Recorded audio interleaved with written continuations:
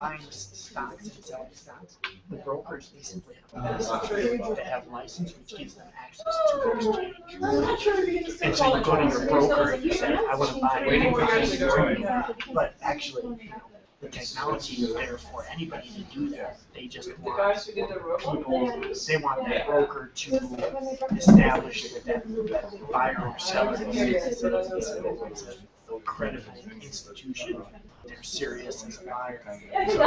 So the exchange imposes this license where they license brokers, and then it's only real role.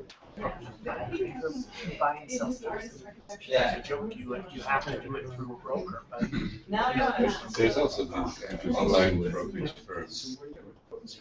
Yeah, I got this on today. You just start talking.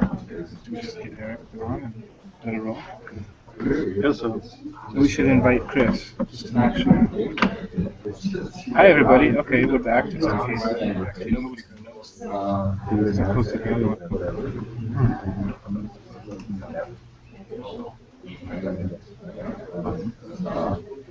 But okay. We can't comment on that yet.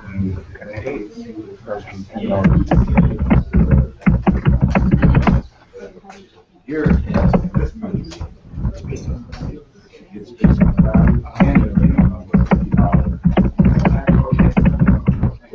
yeah, you can talk about discourages small transactions.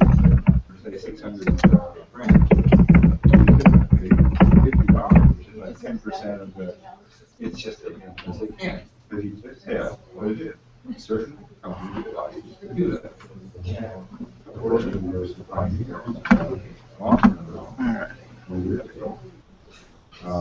The question is what the link is post on the page. And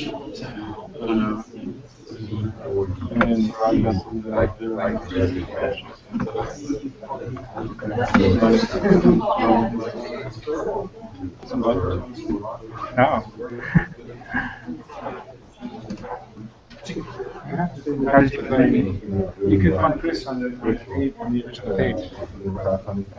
Or you can just put in plus Chris Agnos. Oh, right. Yeah, you got one. Because all of these business owners, you tell you what you're not doing.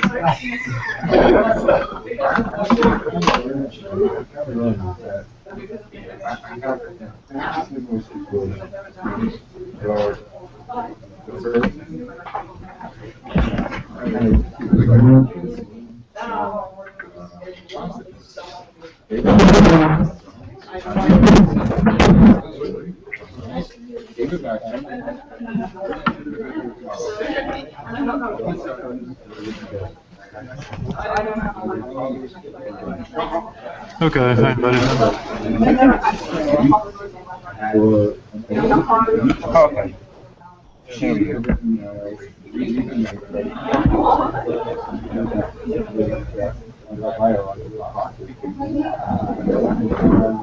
Cool. Just invited him. Here we go. Start. And that same invite link you can paste on the other page. And then I'll give you a record.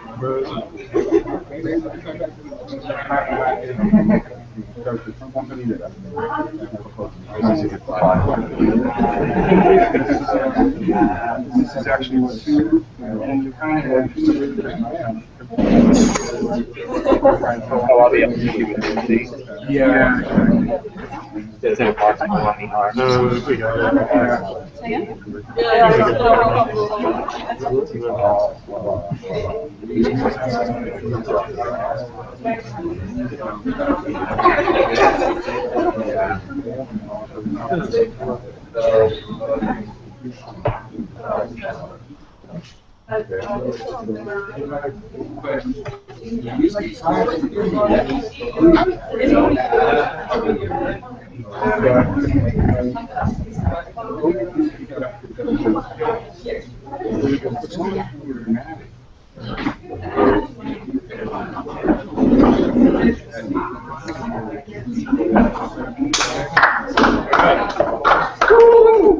Hello, everybody.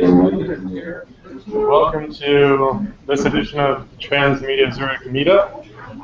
My name is Mark. This is Charles, who organized the event. Just going to give a few quick words before we start the main event. We're in Cola, fantastic co-working space within the city of Zurich, Switzerland. It's a great place for coders and designers to come together, work on projects, and add to this greater innovation startup community in Zurich. They host our events, and we're very grateful to have our events here. It's a great location. We're talking about transmedia as a way to combine different forms of media together in parallel and fragmented storylines, which hopefully tell a coherent experience to the user, to the person to the viewer. So that's something what we discussed in Transmedia, how to design story structures, create different technologies. And tonight we have an overview on the film world and story structure, which will be new for us. Just really quick, if you want to participate in a TV hackathon, there's one happening in Berlin in like a month, 20 days. You can just sign up really easily and fly out there if you want to hang out with people hacking TVs, like smart TVs. Also, if you want to go to a hackathon, the Tribeca Film Institute from New York is putting on a hackathon in Leipzig, and have until September 2nd to apply to it. Yeah, they are. They did an event in CERN 2 months ago. It was really fun to do. Really amazing. Just like everyone came together, science, technology, art. Just fantastic events. So the people who put these on, they really know what they're doing. So if you're into that, really highly recommend attending or applying. So tonight we're going to have an experiment, sort of. We're trying to live cast this on Google because our speaker is in, where is he? Somewhere in the vicinity of Yosemite. Somewhere in the wilderness of California, where Chris will talk about his project, Sustainable Human, but first we have who basically flew in from Berkeley, right outside San Francisco. So it's a cool experiment that's going to bring together this knowledge from the west coast of the U.S. To Zurich. So we will switch it over to your presentation. And the floor is yours. Okay. Hello, everybody. Yes, I'm from Berkeley. So I guess this is California night in Zurich. I'll tell you a little story just to kind of invoke what I like to talk about. I was traveling in Barcelona in 2007 with a friend of mine, and he's an architect I have a lot of admiration for. And I told him, I don't get modern art. You know, and I'm pretty open-minded about what is it about modern art. I mean, I see a lot of straight lines and cubes. And we went to the Mies van der Rohe pavilion, which really typifies everything up until that time I thought was so boring or incomprehensible about modern art. And he said just a couple things to me that really stood out and completely shifted my ability to take in modern art, and it activated my ability to take in beauty of it. So it was really, you know, I think of that as an illumination. And what he said was that modern art represented a break, at least modern architecture, let's say, represented a break from the tradition of delighting the eye, giving it sugar, candy, instant gratification. Not to poo-poo classical art, but it was a rebellion against classical art.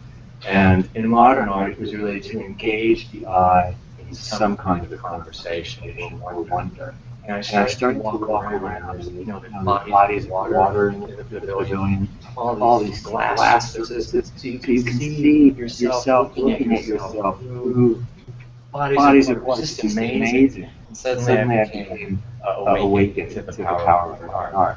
I've enjoyed it ever since. So my point is that was a moment of great storytelling. It told me something which brought me from one place of, well, it should be beautiful, it should have curls on it. I come from French family, so if you know anything about classical French taste, we tend to like things like this, and flowers, and it comes from long tradition. But I really went from one end of the pole to another. And that difference for me is the essence of storytelling, tension. That's what has always driven me. I started in the theater when I was in high school and wound my way into the film business. Really, I'm primarily a film editor, so I feel that's where the film gets made, but probably the cameraman feels that's where the film gets made too. So we all have our little opinions about that. But the thing I think about a lot is how prevalent stories are and how important it is to understand tension. I had a wonderful mentor when I started as an editor. And I said, what do you think I should I take some editing classes? I just kind of went into it as an apprentice. And he said, just look at just about anything but editing. Look at architecture, look at painting, look at tapestry, anything, and just start to look, get your senses aligned to what you think is beautiful and where the tensions are and which tensions you like to feel. So an interesting story for me is one in which the tension is really pretty wide.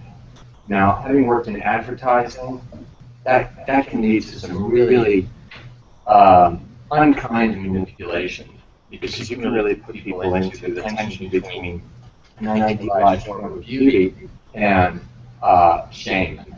You should be using more deodorant. You should be wearing some makeup, that kind of thing. So I have fantastic experience going deeply into the worst forms of storytelling tension manipulation. It's all manipulation, but I actually think that manipulation is bad. If you want people to come to your party, why not mention that you've got some really wonderful appetizers and champagne just flown in on a plane from, the north of France or something. So I guess if we can, we have the first slide up. Let's go to the next slide. What I want to do is give you an experience sensitizing to tension.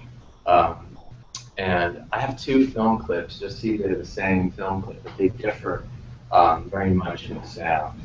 And the first version of this clip, you probably have never heard anything like this, but it contains a certain kind of tension. And then in the second clip, you'll see there's some music added, and maybe you can go to that.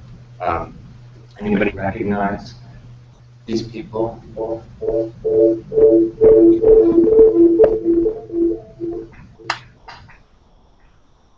That is the best we can do with sound.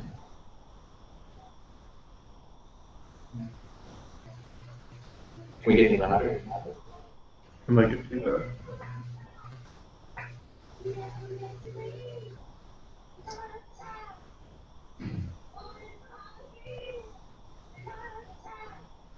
So this is Love Child, born in poverty, but this is the music stripped off.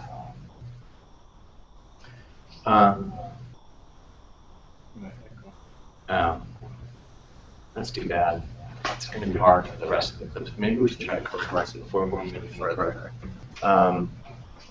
Here, let me just try one thing.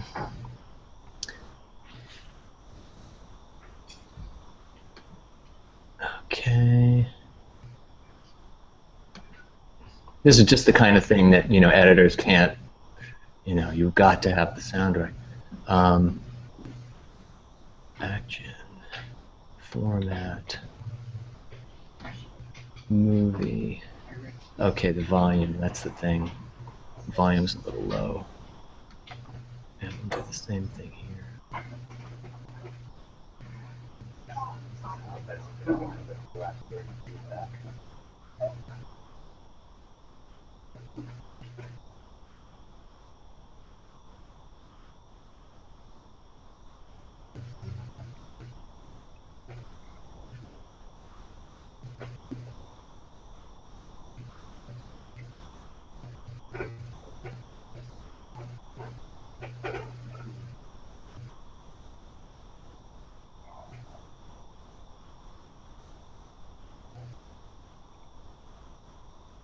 Everybody recognize that? Gilmer can. I think that. That. All right, let's go back to Diana Ross and the Supremes.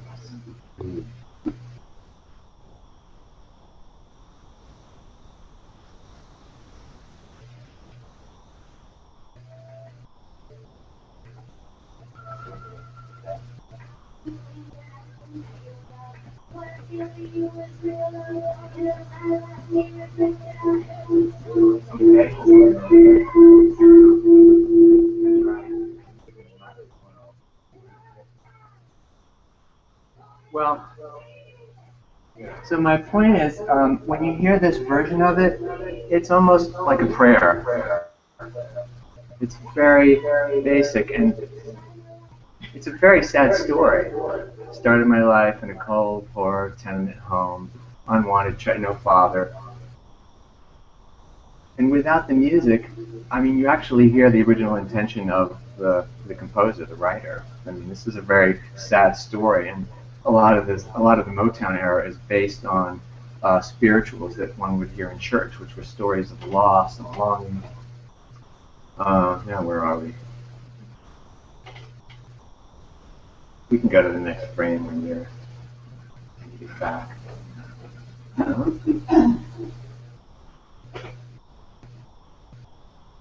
This is the story of technology. Getting from one place to the next. Yes. Getting from one place to the next. Okay, so that's the first one. Yeah, let's play, and then we'll go to Sound Matters 2. Okay, so now you're going to hear the effect of the full score, all the music involved in there. And what the music does is it takes this tension between, you know, somebody who wanted and didn't have, and it fills it in with music. And what you end up wanting to do with it basically is just dance and move to this song. It doesn't have a lot of sadness unless you're a big fan of the song and you listen to it repeatedly.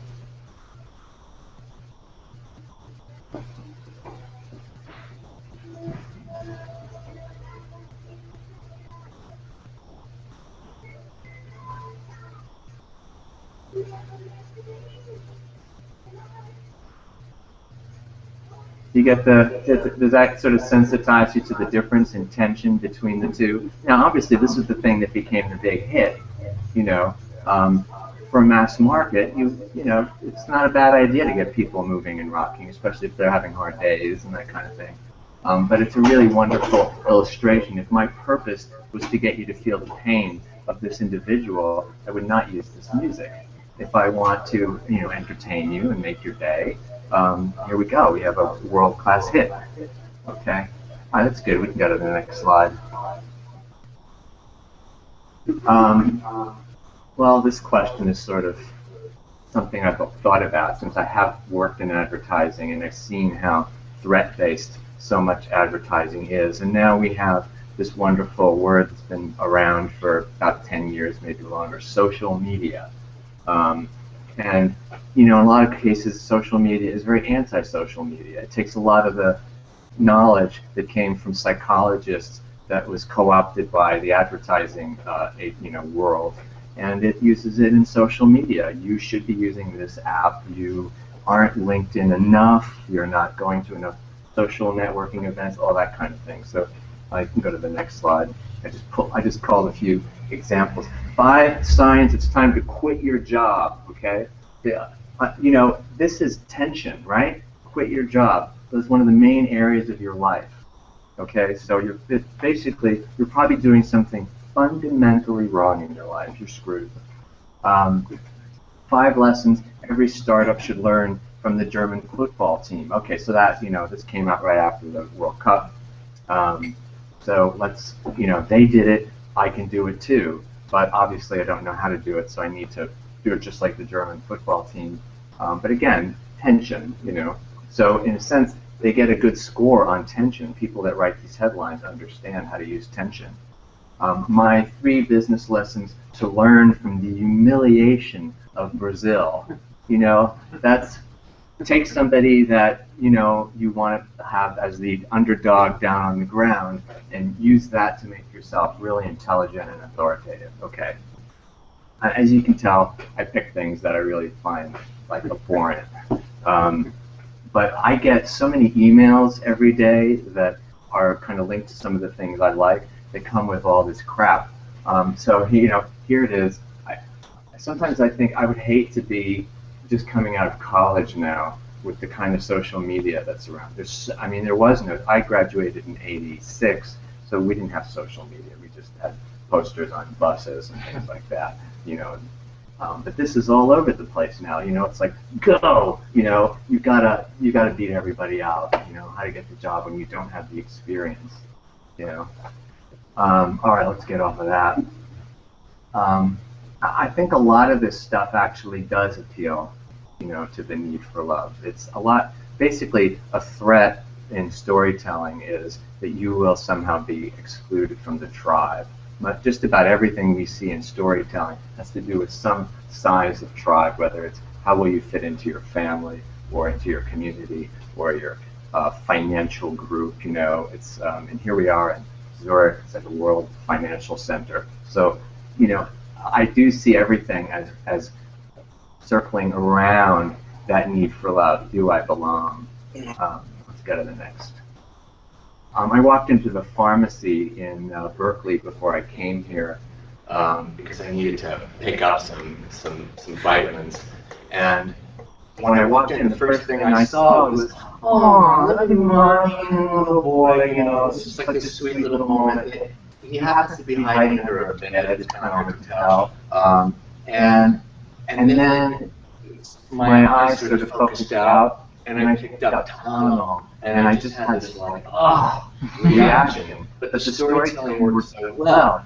It was this huge tension, and then the tension produced for me, and I actually think it does for a lot of people in a kind of quiet way, a disgust. Like, you got me so involved in primal relationship, this need for love, and now you're telling me about this goddamn headache formula, So this to me is very weak use of storytelling tension. It's effective, but to me, it really falls very short of the mark. I think there are ways. I think humor is actually a much better way to appeal to getting people to think about taking a Tylenol next time they have a headache. Okay, let's get off of that. So yes, this basically is my commentary on what that last frame was about, how we can use storytelling tension to diminish trust. Because I actually had an experience with trust. I was being shown a family, I was being shown something intimate between a mother and child, and then I was being shown Tylenol, which, by the way, I haven't taken for years because I use homeopathics. So. Okay, let's go to the next one. I don't by any means want to put myself above the rest of the world out there in terms of using this. So I'll show you a Heineken commercial that I edited a few years ago.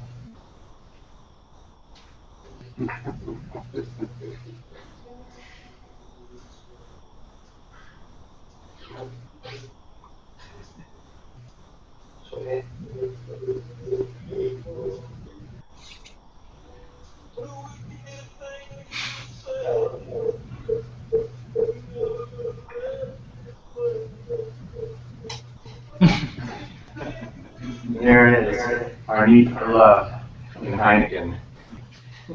That was close to the end for me when I had to get out of TV commercials. Okay, so what I want to bring this around to is, for me, the best thing you can do in storytelling tension is evoke wonder. Wonder, for me, is almost impossible to define, but it can be experienced, it can be evoked. So I won't give you 3 steps to anything or 5 steps. I really think that wonder and beauty are actually, they can't be defined because they're forms of definition. They actually are definition. When things come out of wonder into beauty, we suddenly have something to talk about. But before that, wonder is kind of inexpressible. So I would recommend you watch that movie. How many people have seen The Red Balloon? Anybody? Just Two of us. Rent it. It's on all the different movie sites. It's a film done in 1954. Wonderful director, and his son stars in it. And his son had no acting experience whatsoever. And it really, I don't have to give you the plot or anything. The movie speaks for itself. It's in French, but it has 5 lines of dialogue. It's all visual, and it all revolves around this boy's relationship with the red balloon. And it really, if you watch that film, it's an opportunity to get a sense of wonder. And not that you don't have wonder already, but it's pretty easy to fall out of touch with wonder in whatever we do. You can play this. I don't know how loud it'll play. No, let's go back. There's a music clip with this. There it is. Sounds like it's being played under horses' hooves. Yes.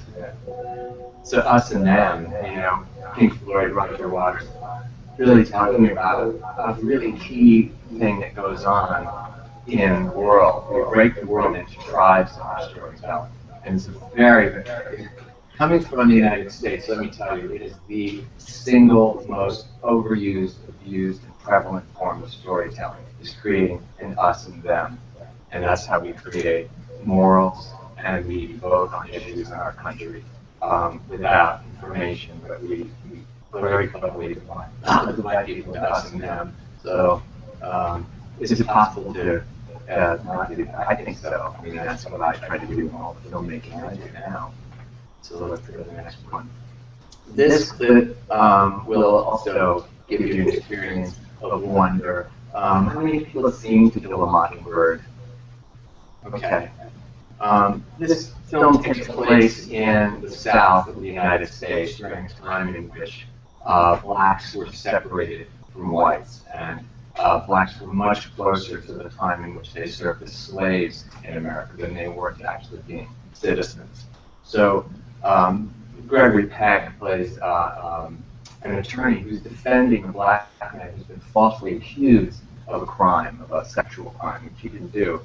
But because they live in deep South, as it's called, where it was very hard for people to imagine a white man defending a black man, a group of men in the town are coming to the prison, which he's personally guarding because he recognizes that this black prisoner in this small town jail is in so much danger that it's not even enough to have the police sit guarding. Like, he wants to be there personally himself to make sure that none of the townspeople come and kill this fellow, kill this black person accused of a crime.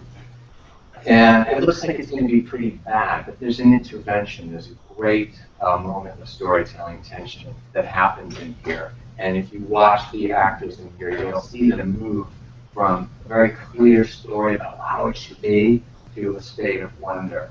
And it's a very touching scene. You don't have to understand all the words. You'll kind of see the transformation, but I recommend the movie. I don't know how well we'll be able to hear here, but let's give it a roll.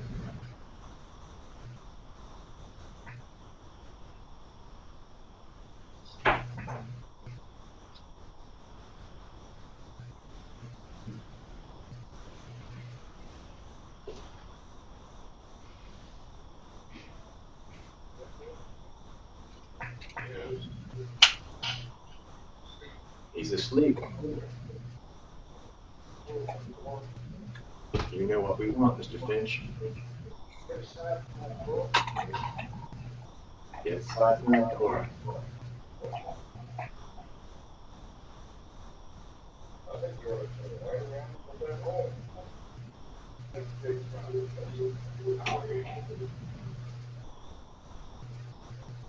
And here's our wonder element. The kids are not supposed to be there.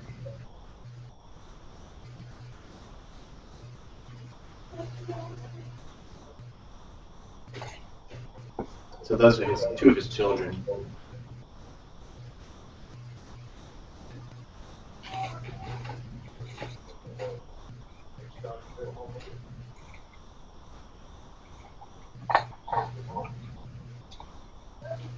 So this is the height of tension.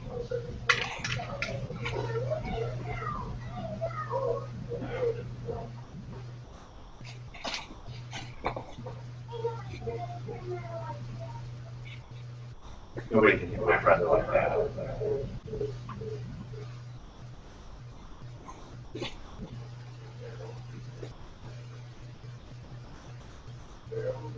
Son's not going home either. You know, something's wrong. He doesn't understand the social situation.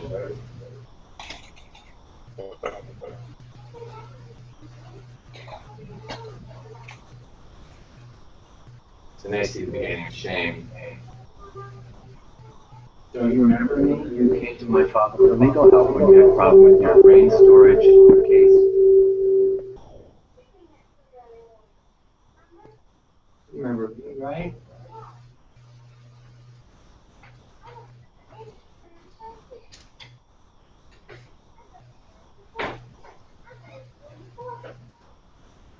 I know your son. We go to school together. We walk to school together. Yeah.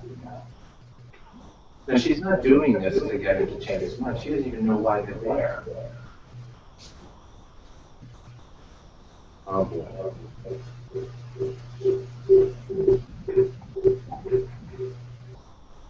So they're not gonna pull a guy out of prison and shoot him in front of a bunch of kids.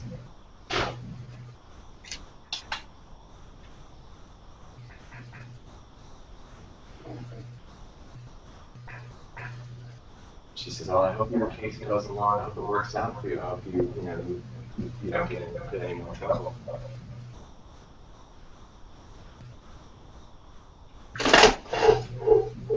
Says, no harm done, young lady. And he thanks her. He says, "Let's get out of here, boys. Let's go."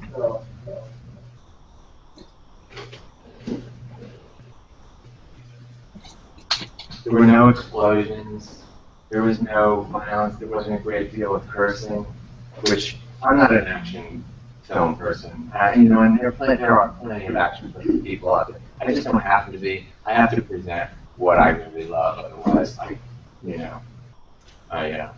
can't enjoy presenting. But you can see that's really tremendous storytelling tension, really wonderful. It's not manipulative here. Sometimes people use children in films. I mean, they're too cute, and they know too much, and use language that adults use. This is really quite sweet, and it's based on a true story. So it's a wonderful book, by the way, To Kill a Mockingbird. A lot of kids in America read it in high school. There was a little while it was banned. It was considered too progressive, too socialist. Some things a little too open. In the United States, we call it socialist, which I don't know what that's about. Okay, so I wanted to just leave you again, sort of a trick. I'm sort of teasing you here, but I wanted to leave you with the definition of wonder. And let's take a look at the next slide.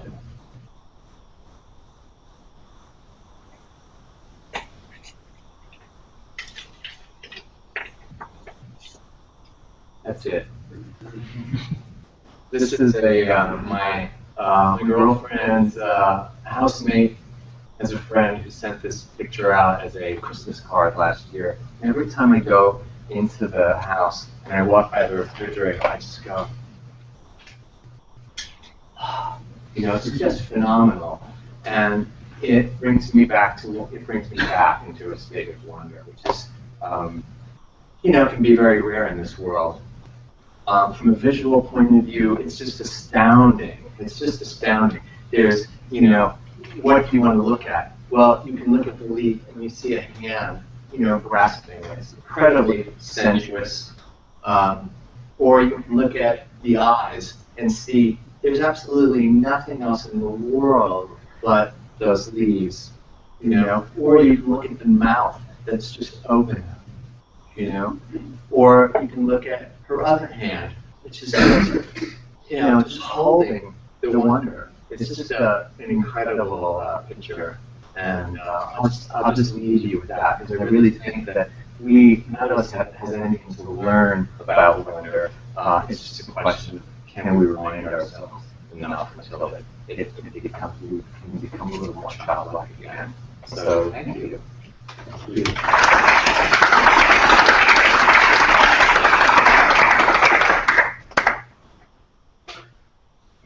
know what we do. Thanks. Okay. Now we figure out how to get Chris and the audio. Yeah.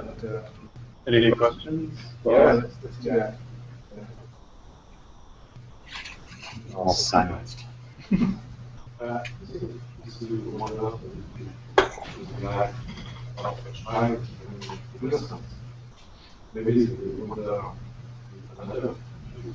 Oh, yes. I don't see. You don't? What kind of Oh, in my wonder? Well, you know, a couple things. One is, I think it's more important you see that you feel the wonder in yourself. It's not always easy to detect the wonder that is experienced in somebody else. But I love to cook. I've been cooking since I was 6. When I was 7 years old, somebody who didn't know I liked cooking a lot walked in on me in the kitchen when I was flambéing bananas, and flames were going up in the air. So that's one of the things that always restores me, is just cooking, watching food, ingredients transform from one thing to another. And film editing is very much the same. You're given, I've been given 30 hours of footage, and I have to condense that into, an hour and a half long movie. And there's a lot of ways to go. There's a lot of, you change the direction of a couple of events, and you change the story. So that to me those are my 2 primary expressions of wonder, I'd say, cooking and visual arts. How about you? Oh. I don't know, besides all of the just now, I Yeah. and I just put some graphics together and try to put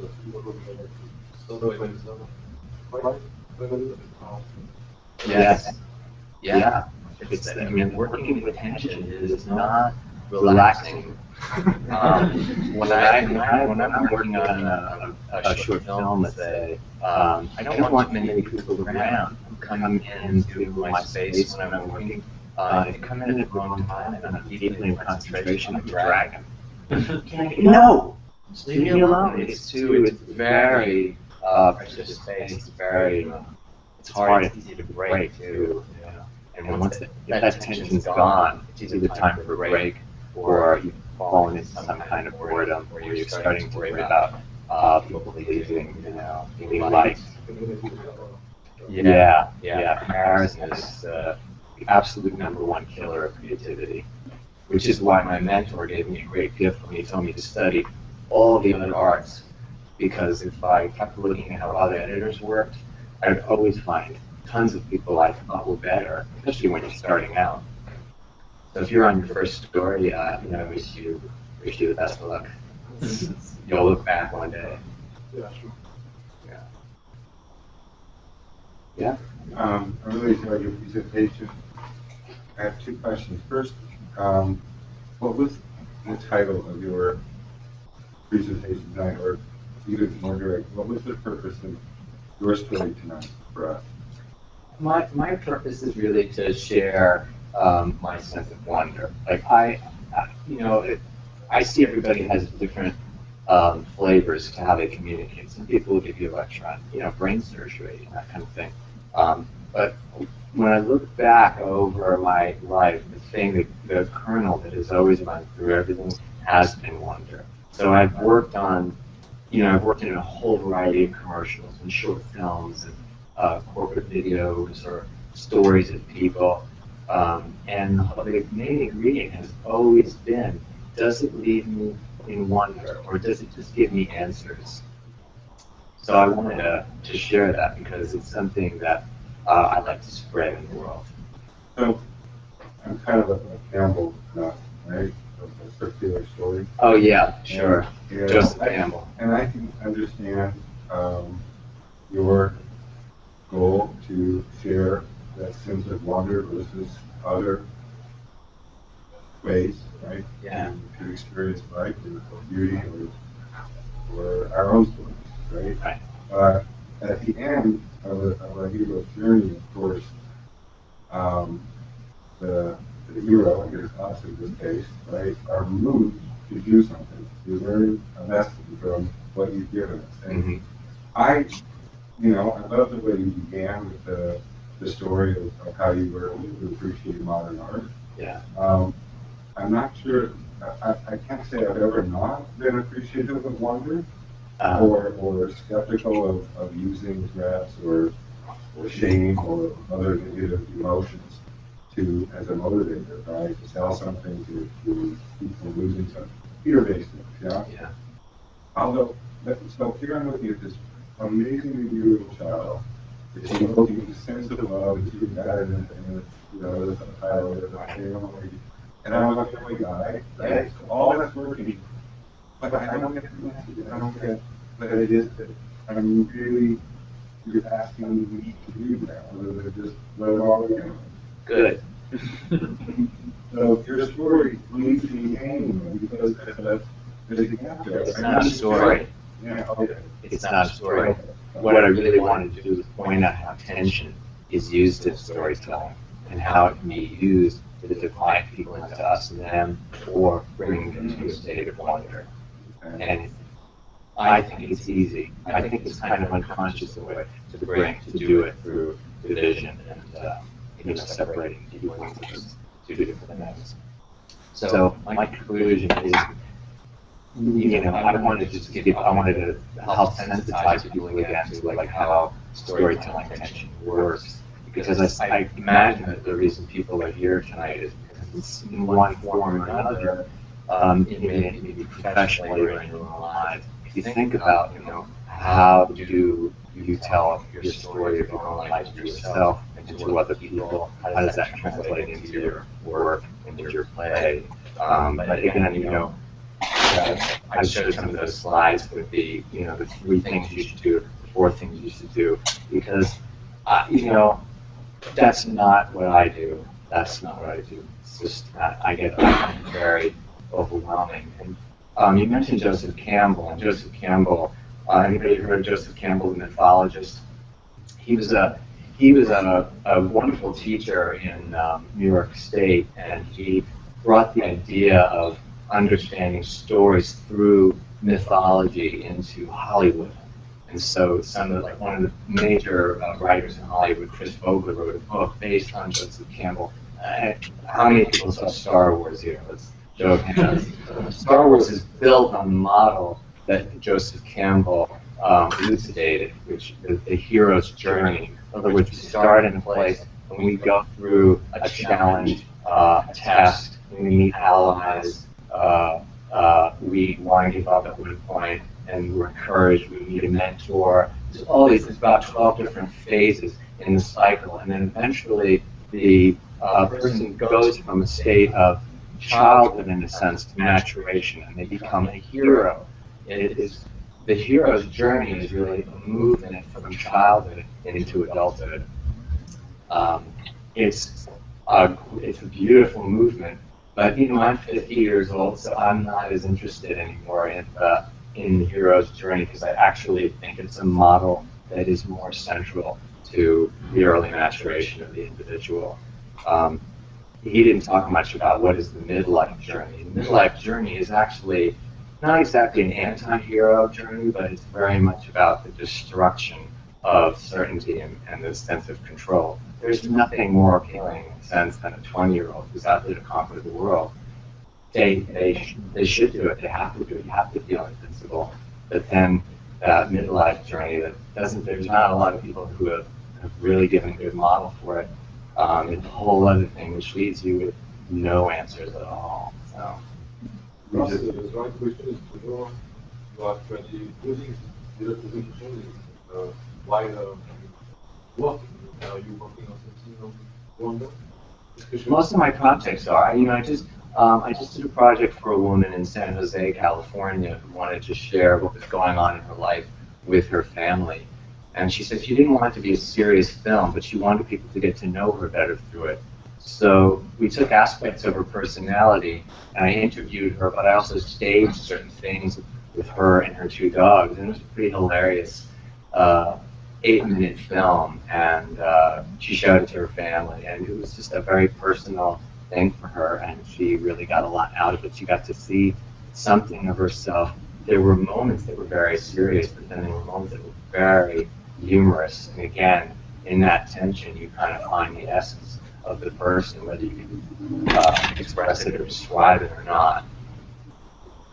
What do you find more important, perhaps more interesting in terms of, as you mentioned, a sense of wonder?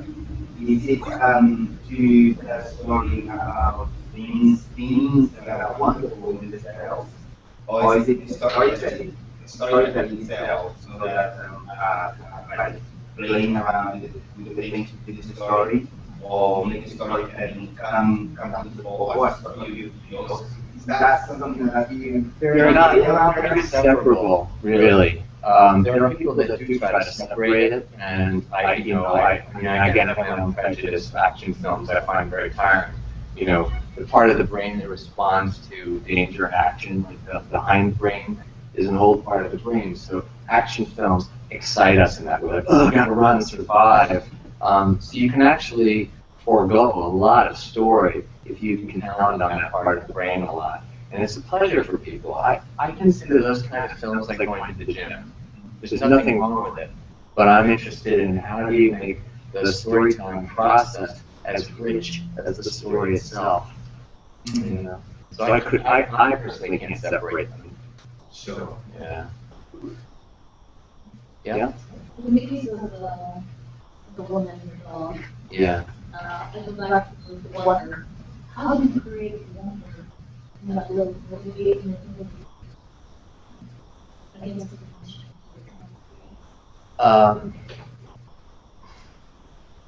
You know, the best way to answer that would be to watch the film. You know what I mean? Yeah. Otherwise, I think the point, you know, at the end slide, to kind of get back a little bit to your expressing a desire for kind of a wrap-up, a conclusion, is sometimes you just have to sort of be there. I can tell you a lot about hazelnut chocolate mousse, and until you taste it, it's not the same. So I have been asked for 25 years, how do you know where to start with the body footage? How do you? It's like, there's certain techniques, but they're boring. I mean, it's like, how do you type a letter? Well, you know, first you put the finger on the J key, and it doesn't work that way. But suddenly, how does inspiration come? Who knows? You know? So you don't really subscribe to the idea that something needs to go out of balance in order for there to be a story at all? Oh, that's what a good attention is. It is out of balance. Absolutely. But when we're saying you don't subscribe to the idea of writing all how to quit the job, how to advance in the world, Facebook, how to write a story. No, I've never had a career I had. People told me in retrospect, nobody gets an editing job using the path you did. And I was like, I'm really glad I didn't know that story going in, or I might not have tried. Yeah. How do you make sure that wonder doesn't end up in confusion? Well, by doing it my way. Okay. When I started editing, I took in a lot of opinions about stories, and eventually, over time, if you have too many points of view, each point of view brings in so many complex agendas that neutralizes things very, very quickly. So, I mean, I'm kind of half joking, I wouldn't to be diplomatic, but I tend to take projects where people want my point of view and are hiring me to do that because they don't want to. We have to be very clear that they have their point of view, and then I'm going to help them do it. But I tend not to do that kind of work. After 25 years, it's just, don't really want to do that stuff. But I did a lot of following directions for many years. What kind of point of view I had. Have you ever been in the director role or in the cameraman role? Not the cameraman role. I'm not a good cameraman. I admire cameramen so much. I thought I could be one at one point. But you know, what I've seen in good camera people is that they literally, they look at the world through the camera. They don't point it. And that's a big, you know, a lot of people hold a camera like a foreign object. And a cameraman can really, the camera person sees the world and relishes the limitation of that aspect ratio, you know, a 16:9 world. They don't go, oh gosh, I wish we could get more. They're like, no, this is my structure. I can start expressing, you know. But I have directed. And I can understand projects, simple projects I direct, but when they're really complex, I think that now it's time for me to learn. I'll hire a couple producers, and I'll learn from the director. So you know, a little fancy if you're directing something big one day, but you know, it may or may not happen. I mean, 'cause it seems like, you know, with the DSLR edition and everything, people want to try to do everything, you know, on a budget, but at least from what I found, I mean, you have to still segment the roles, otherwise it's just sort of a mess, I think. Yeah, that's the idea of getting a good craft, everybody does everything. That's something, you know, I could go on for hours about, but I do see different software companies, app companies, that try to strip the talent out of things. So everybody can do it, which, you know what, everybody can film their child graduating from kindergarten. But can you take that footage and do something really, really special with it? Probably not. I had clients who asked me to show them how to work editing machines at one point. They said, are you threatened by this? You know, do you mind? Do you think we're going to take over? I said, not at all. Not at all. I said, call me in a year and tell me if you're still doing it. None of them continued. But there was a momentary thrill for them to, you know, try it. I'd probably like to try flying a plane once with somebody holding on, you know, but I probably won't stick with it very long. So what's your personal definition of editing film?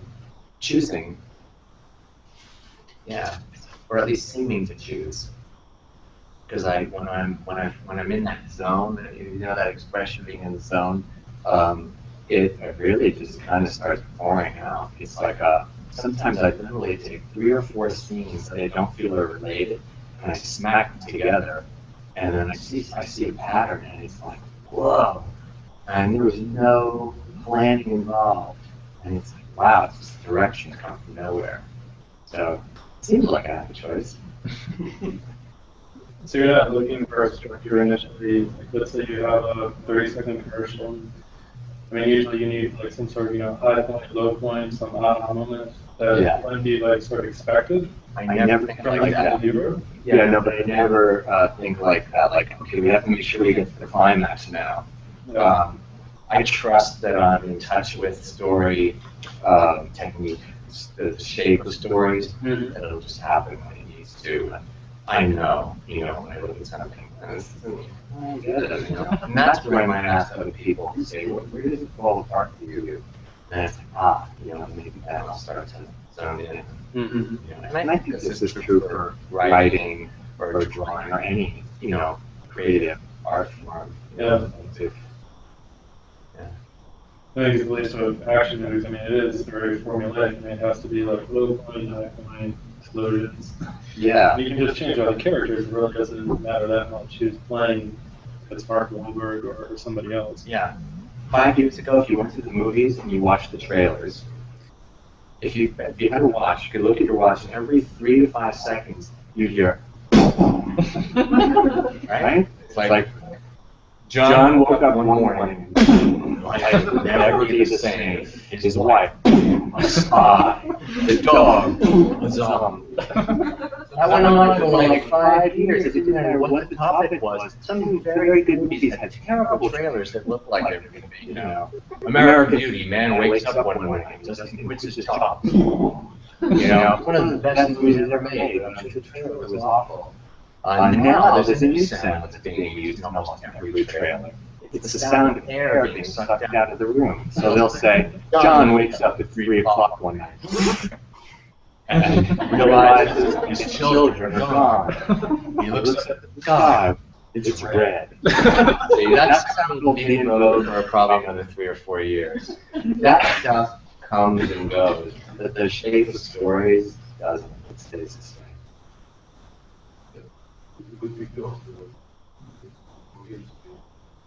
Yeah.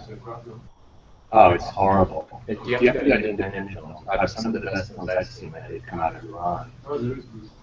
Yeah. Yeah, there's some really good things. One of I loved a great VP that it's from Italy. That was a magnificent film. Probably wouldn't appeal to people under 30. Just that's not speaking to that population. But you know, there's some good things. But no, Hollywood is. Most people say Hollywood's been over for a few years. If you want to see Hollywood at its best, look at all the films between 1965 and 1978, 79. That was the golden age. Did you have like 3 or 5 films you recommend people watch? Yeah. For learning about structure and. Yeah. Watch American Beauty. Watch Casablanca. Let's see, 3. Watch Harold and Maude.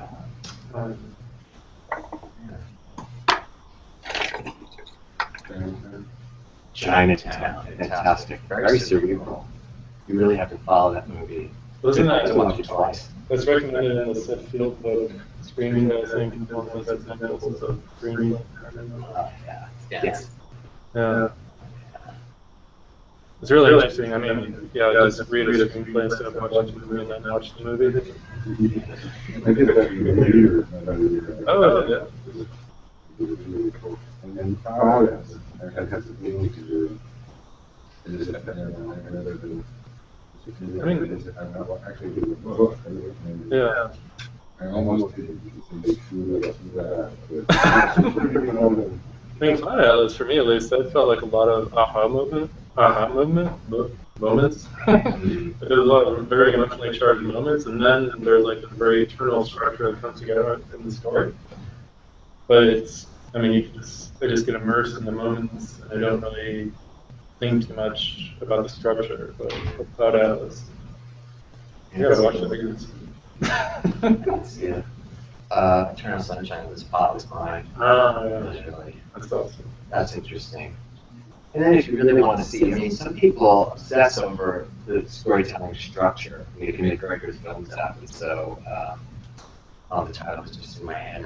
That one that takes place sort of backwards from a man who has a memory loss. He's right now, Memento. Yeah. That movie's a meditation on story structure and how far can you tear it apart and still have a story. You know, it's a difficult film actually. So. What do you think about Kubrick? I think he's a cruel guy and an amazing filmmaker, but it hurts to watch him. You know, I just watched Space Odyssey again, and that's a tough movie. I mean, it goes to Isolation, 2001. And I don't know why, but I really love Jack Nicholson and The Shining. That's just fantastic structure, really great. But like Clockwork Orange just was painful. There's some things that are personally hard to watch, you know, it just depends on who you are. But I'm sure there's very good arguments for Clockwork Orange being more brilliant than 2001 or, you know, Shining.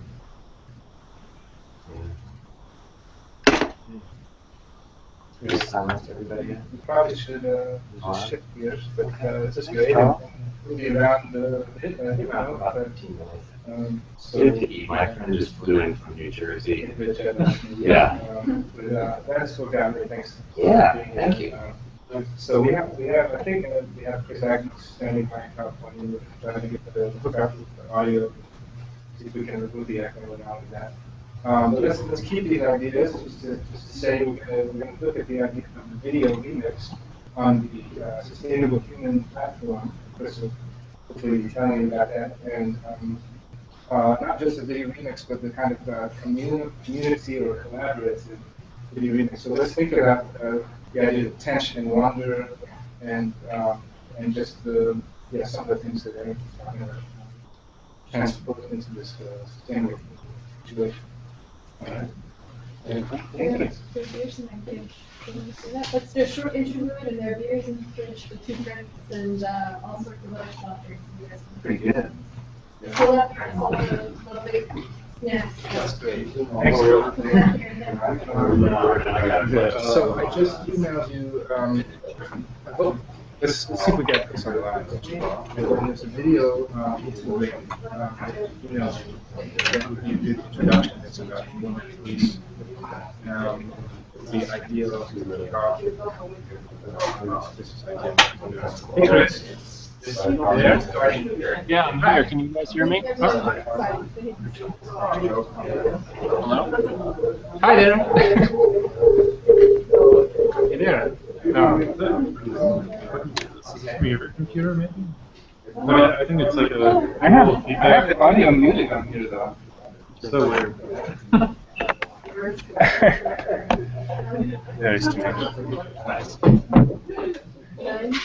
Charles, can you guys hear me over there? Chris, are you there? I hear you. I'm here. Can you hear me? Yes. We're trying to figure out where we're hearing you from and where's the echo coming from. Were you listening to that? How did that come out? I could hear the speaker better than I could hear the audience.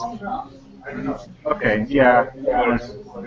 We're going to do our best with video and stuff. He's there. I'm still not sure about this echo stuff.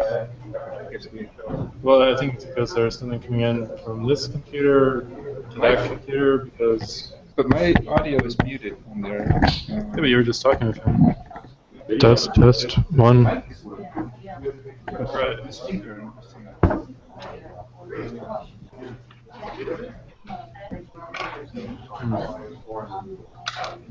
What do you think? Okay. First of all, can we? Well, It's not going through their. I thought it was going through their speaker system.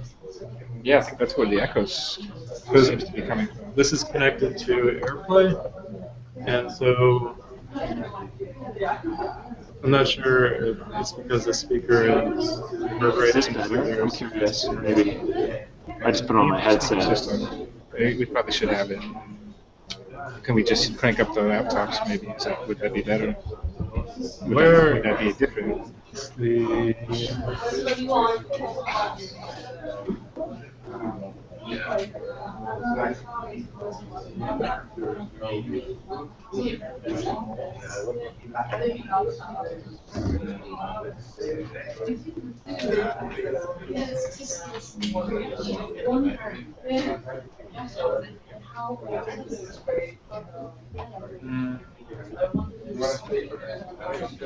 Chris, by the way, thanks for hanging out. And, Yeah, sure, no problem, Charles.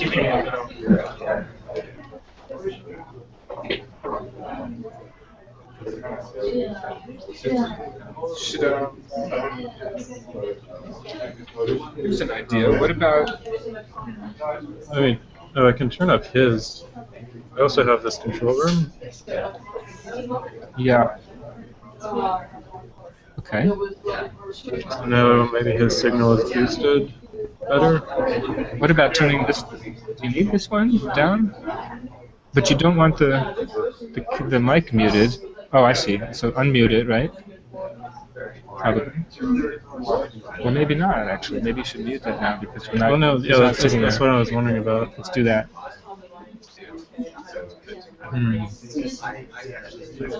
That might be better. But then I can't talk to him. Where can we? Well, you you can can hear. talk to him here. Oh, you can hear us talking, right, Chris? Yeah, I can hear you. We can't really hear him right now. Can you hear me? Can you hear me now? Yes. Speak again for a second. I'm right here. Hello, hello. Yeah, Test 1, okay. 2, 3. You can hear it? Yeah, I can hear you guys. Okay, that's good. That's clear, actually. Can we play? That's cool. Yeah.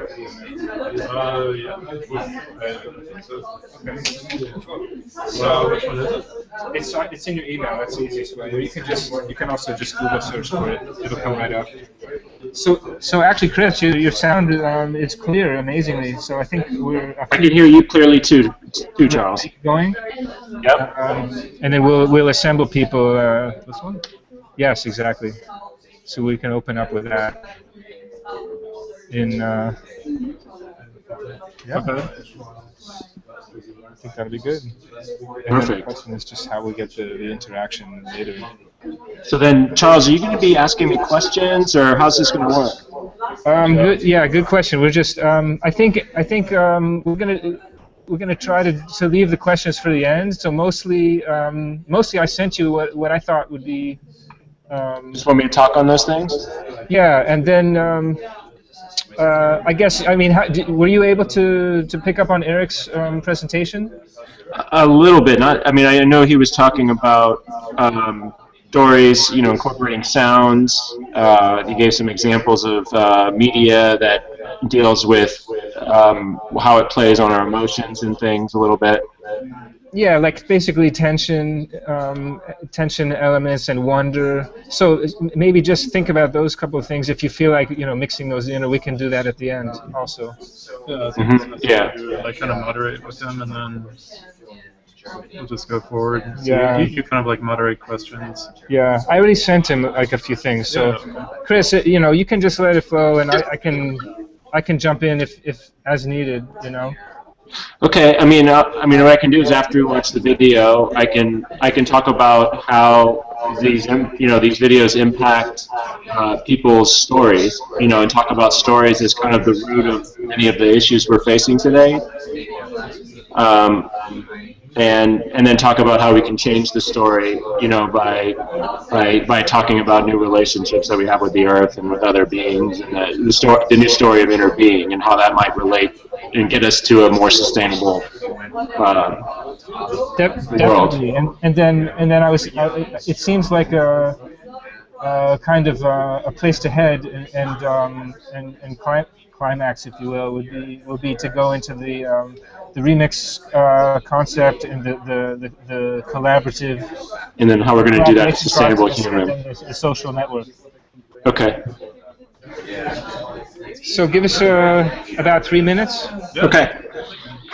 Great.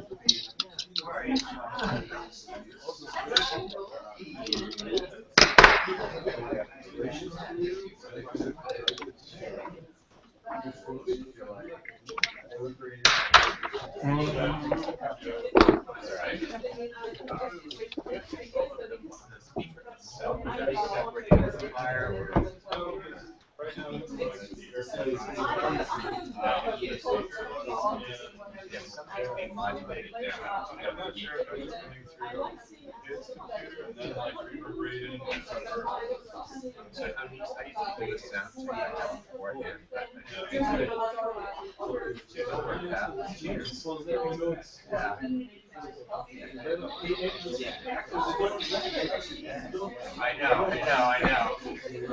Exactly.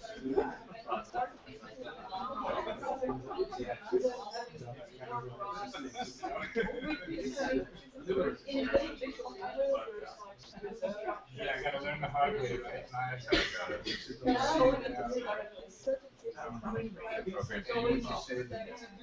Now too. Yeah.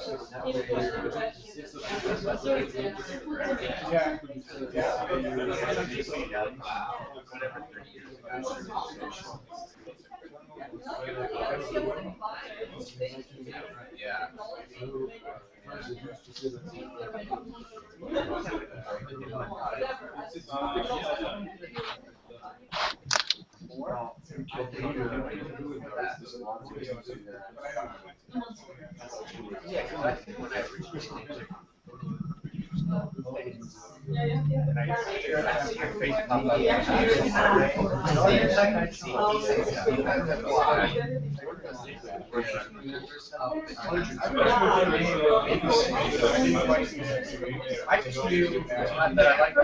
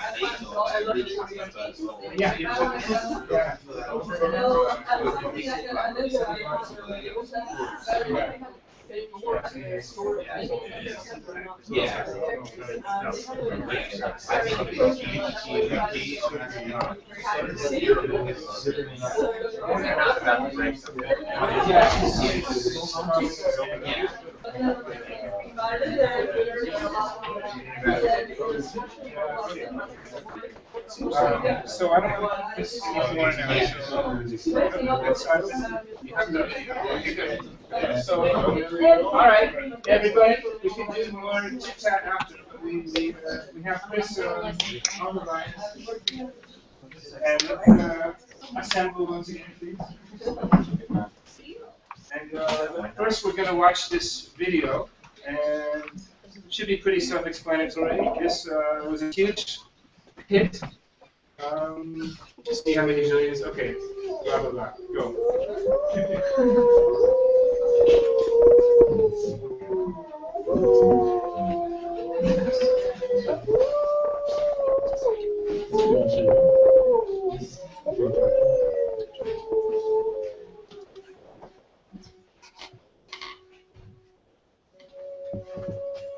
One of the most exciting scientific findings in the past half century has been the discovery of widespread trophic cascades. A trophic cascade is an ecological process which starts at the top of the food chain and tumbles all the way down to the bottom. And the classic example is what happened in the Yellowstone National Park in the United States when wolves were introduced in 1995. Now, we all know that wolves kill various species of animals, but perhaps we're slightly less aware that they give life to many others. Before the wolves turned up, they'd been absent for 70 years, but the numbers of deer, because there was nothing to hunt them, had built up in the Yellowstone Park, and despite efforts by humans to control them, they managed to reduce much of the vegetation there to almost nothing. They just grazed it away. But as soon as the wolves arrived, even though they were few in number, they started to have the most remarkable effects. First, of course, they killed some of the deer, but that wasn't the major thing. Much more significantly, they radically changed the behavior of the deer. The deer started avoiding certain parts of the park, places where they could be trapped most easily, particularly the valleys and the gorges. And immediately, those places started to regenerate. In some areas, the height of the trees quintupled in just 6 years. Bare valley sides quickly became forests of aspen and willow and cottonwood. As soon as that happened, the birds started moving in. The number of songbirds and migratory birds started to increase greatly. The number of beavers started to increase because beavers like to eat the trees. And beavers, like wolves, are ecosystem engineers. They create niches for other species. And the dams they built in the rivers provided habitats for otters and muskrats and ducks and fish and reptiles and amphibians. The wolves killed coyotes, and as a result of that, the number of rabbits and mice began to rise, which meant more hawks, more weasels, more foxes, more badgers. Ravens and bald eagles came down to feed on the carrion that the wolves had left. Bears fed on it too, and their population began to rise as well, partly also because there were more berries growing on the regenerating shrubs. And the bears reinforced the impact of the wolves by killing some of the calves of the deer. Here's where it gets really interesting. The wolves changed behavior of the rivers. They began to meander less. There was less erosion. The channels narrowed. More pools formed. More riffle sections, all of which were great for wildlife habitat. The rivers changed in response to the wolves. And the reason was that the regenerated forests stabilized the banks so that they collapsed less often, so that the rivers became more fixed in their course. Similarly, by driving the deer out of the places and the vegetation recovering on the rivers, there was a soil erosion because the vegetation stabilized that as well. So the wolves, small in number, transformed not just the ecosystem of the Yellowstone National Park, this huge area of land, but also its physical geography.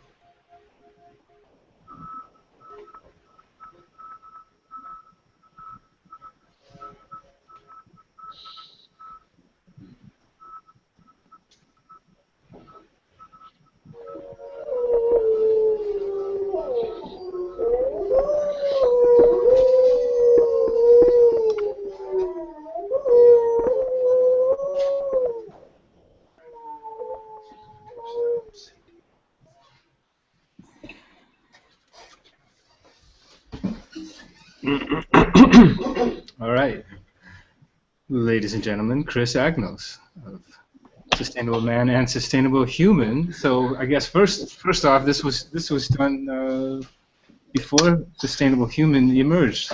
Yeah. So I'll just. Oh gosh, I have a lot of echo.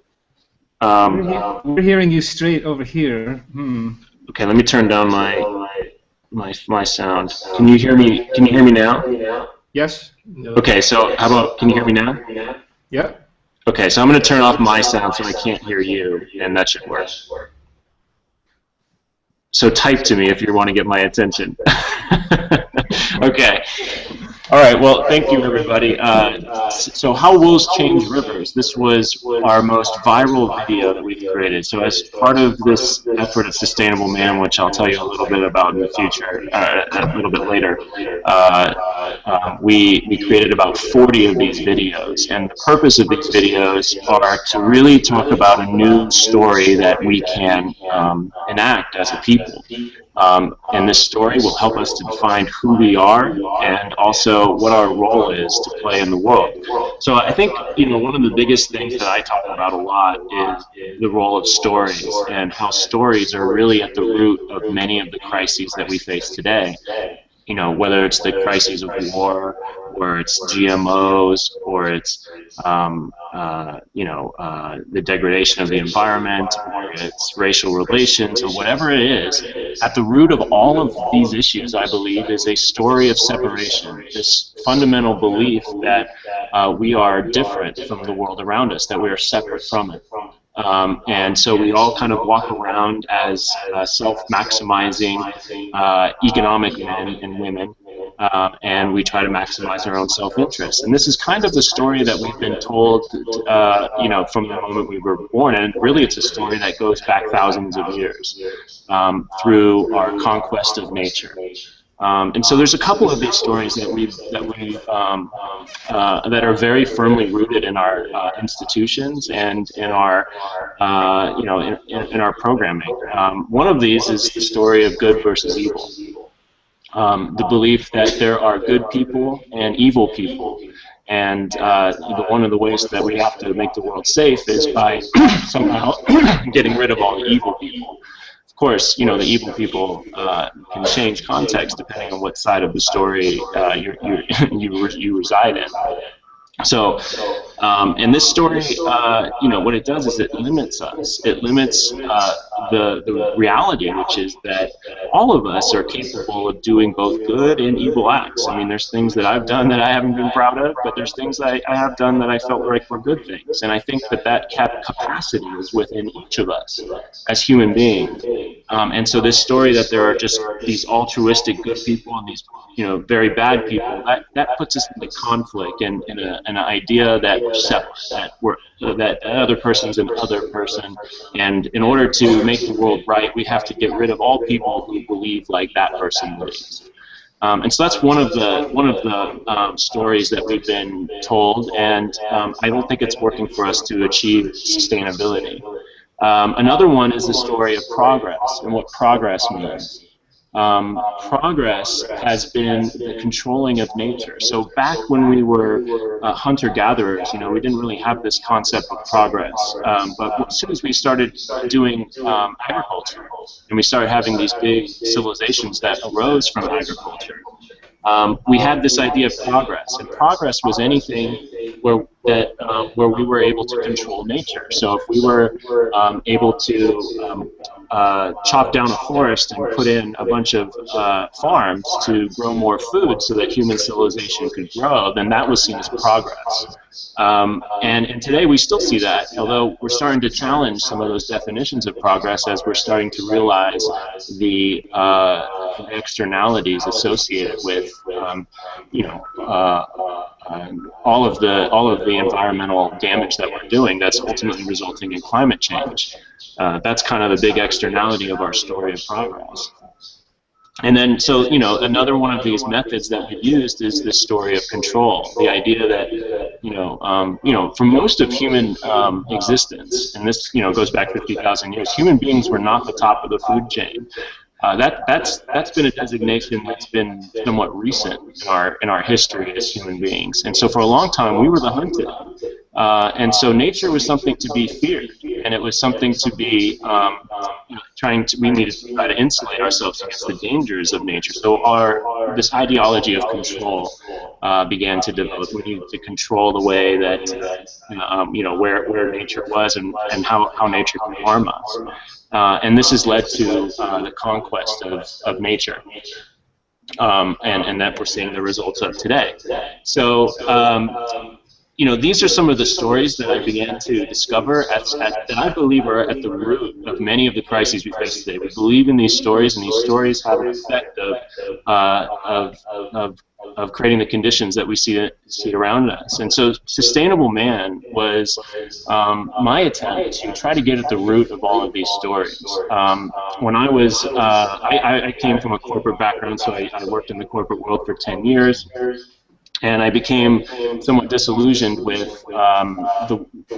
these stories. They just didn't resonate with me, and I felt like there wasn't anything meaningful in my life. And so I quit the job, and I thought I needed to go back to school to get a degree in sustainability. But then I forgot to ask the question, you know, sustainability, what does it, you know, what do you want to sustain? Sustainability really begs a question. What is it that you really want to sustain?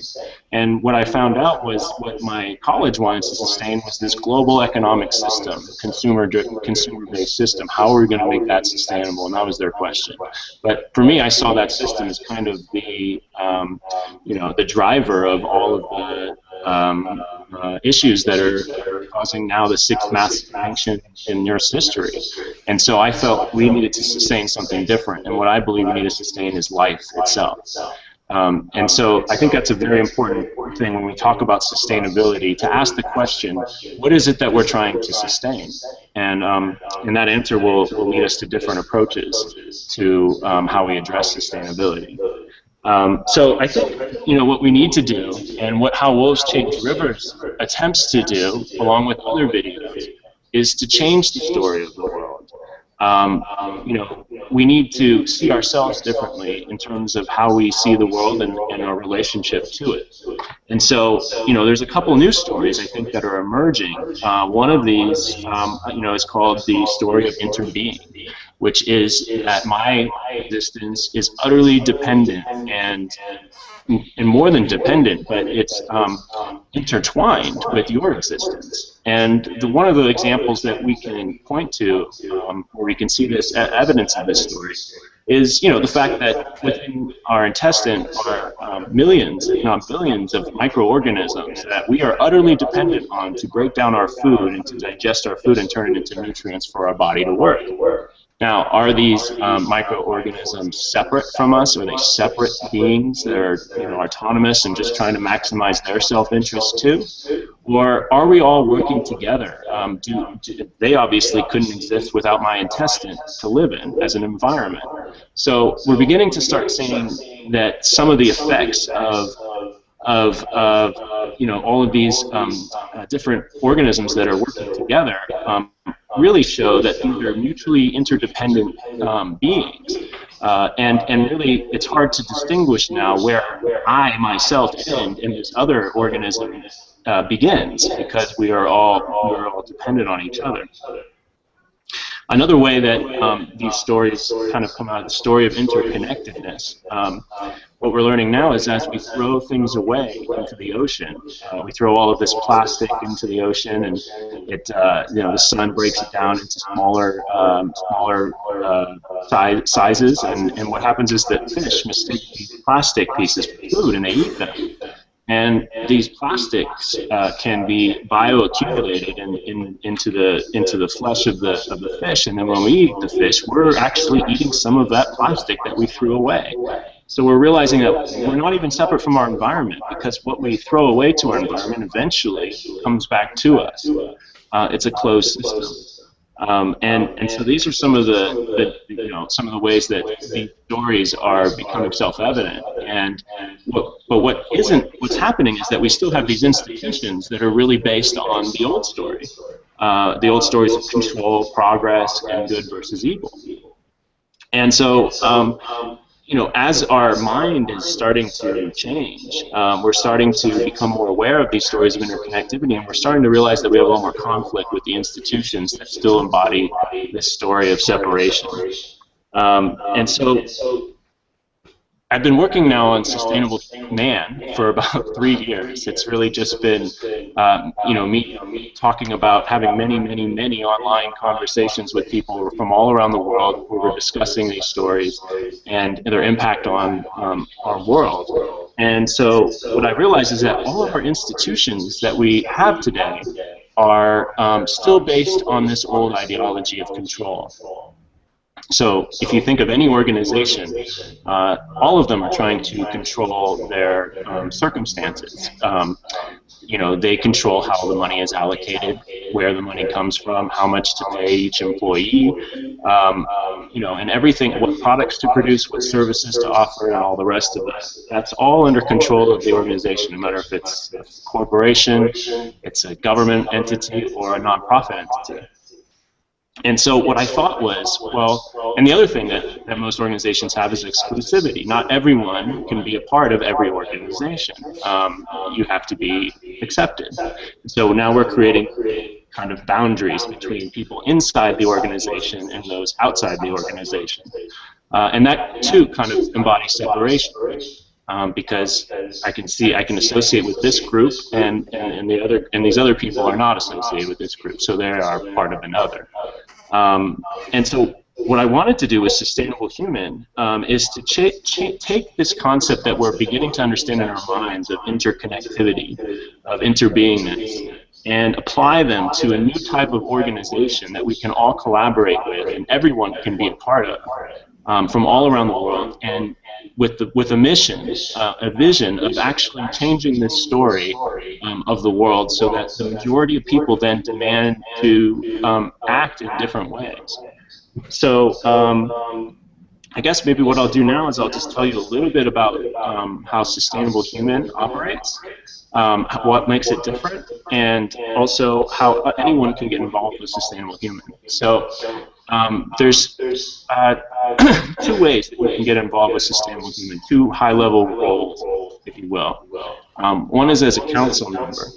And a council member is a financial backer of Sustainable Human, someone who believes in that we need to change the story, and maybe doesn't have much time to contribute, but can contribute. And so there's a minimum donation of $1 per month, and it gets down to that low level. So we're looking to get, what if we could get millions of people to donate $1 a month? You have a pretty good sized budget from which you could actually do a lot of things.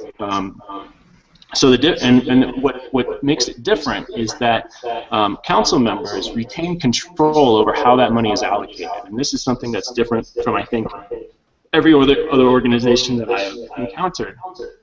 Normally, when you give a donation to a nonprofit group, you don't have any say over how that money will be allocated.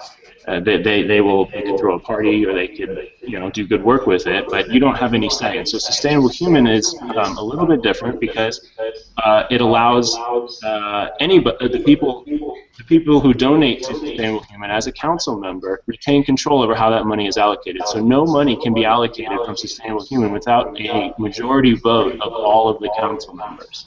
If they approve of the expenditure, then it happens. If they don't approve of the expenditure, it won't happen. So in a way, it allows everybody to be a participant in how that money will be allocated. Okay, so then there's a second way to participate in Sustainable Human, and that is as an ambassador. And ambassadors are all volunteers, so nobody gets paid for their work at Sustainable Human. It's all as a gift, which I think is one of the ways we can move forward into a kind of economy, a gift economy, if you will, as opposed to a monetary or transactional economy. In a gift economy, we had these a long time ago. Most economies were gift economies when we were at the small village level. But the problem has been in scaling that gift economy up into a global society. And I think today there's tools that we can actually do that with. But that's another topic. We can, if you have any questions on that, we can explore that in the Q&A session. Ambassadors are people who all can contribute in various ways to various projects on Sustainable Human, and they can actually form their own ideas for projects.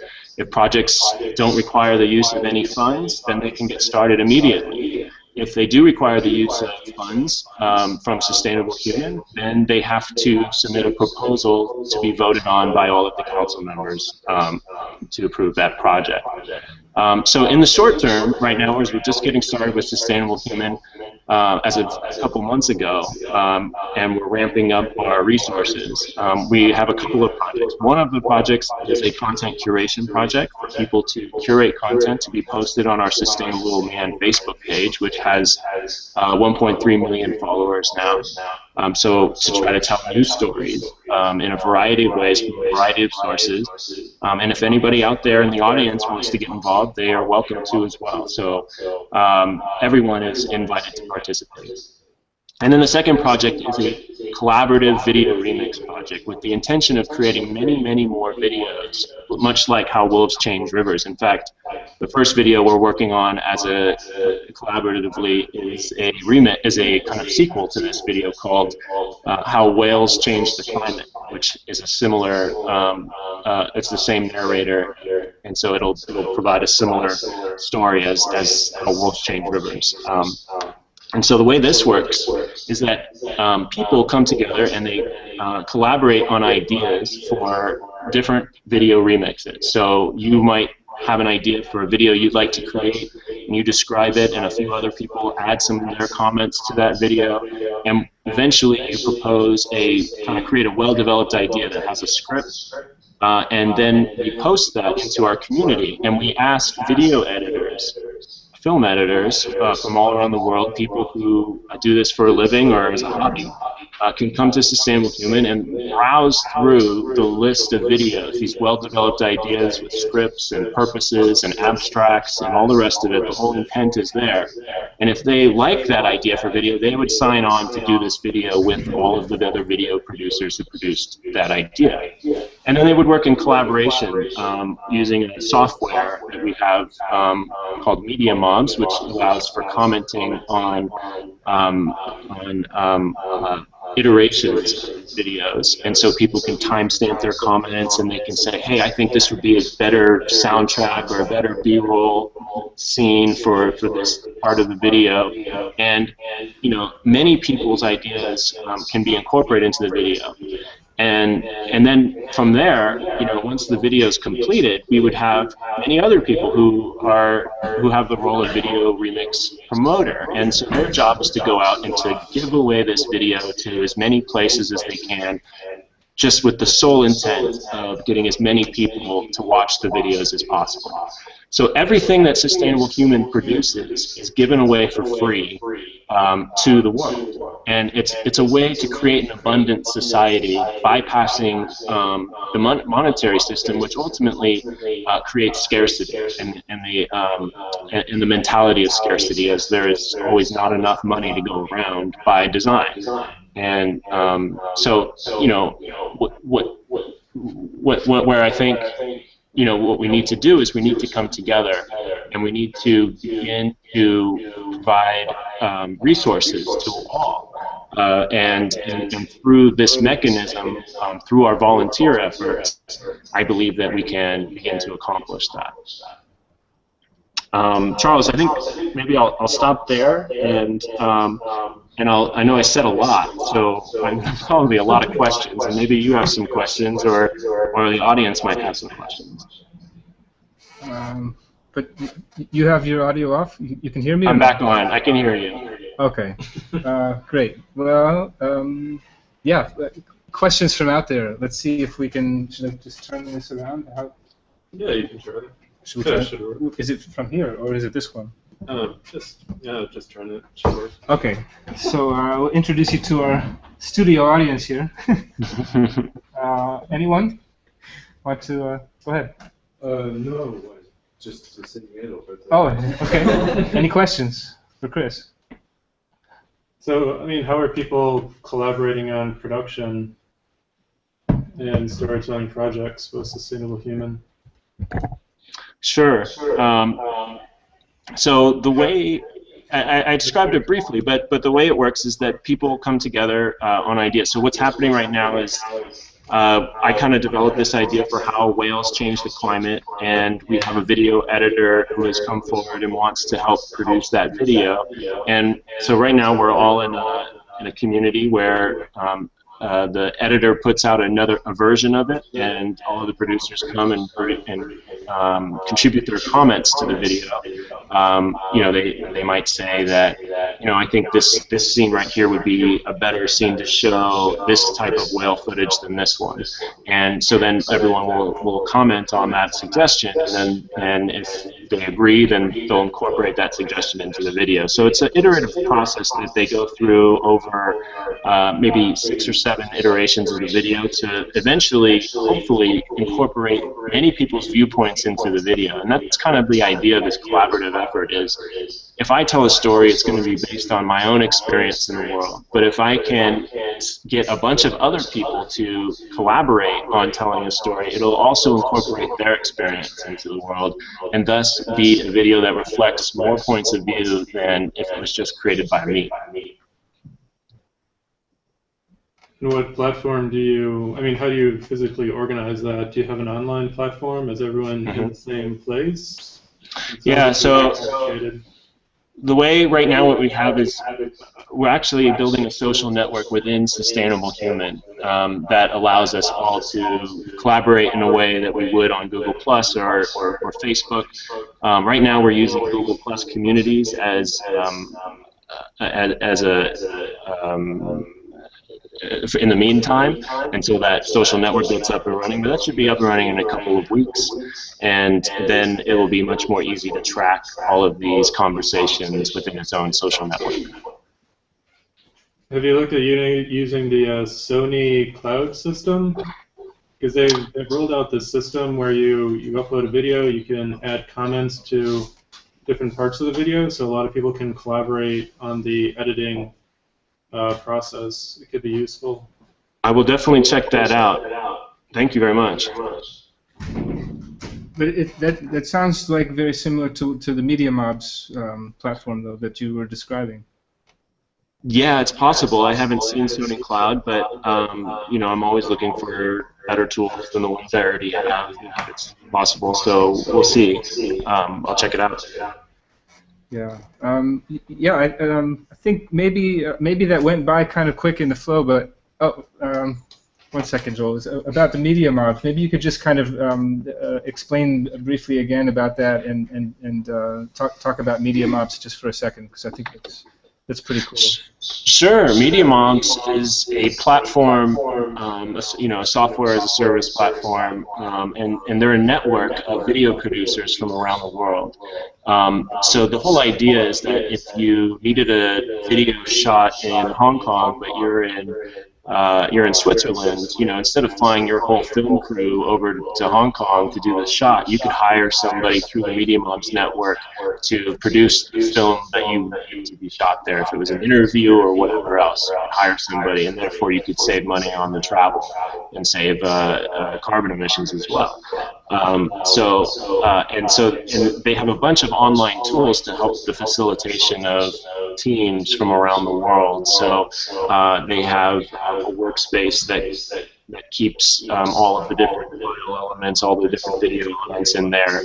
And then they have a screening room process, which allows you to upload a video and then annotate comments to specific points in the video, so that you can say from 2:15 mark to the 2:18 mark, I want to replace this scene with this scene. And so it makes it very easy to offer suggestions in that screening room. Thanks. Yeah. Okay. So we had another question from over here. Yeah. Oh, can you hear me? Hi, Chris. Sure. Sure. So I like the intro that you gave tonight about changing a story as a way to make an impact. I wondered, what is Sustainable Man or Sustainable Human doing to help people tell their story or tell a different story? Because what I've heard tonight a lot is volunteerism and crowdsourcing and crowdfunding to create these professional or semi-professional videos and content, when isn't at the heart of this, at least in my estimation, a different kind of story that's out there. And whether you crowdsource it or solicit it directly, you know, from a writer or a screenwriter or whoever,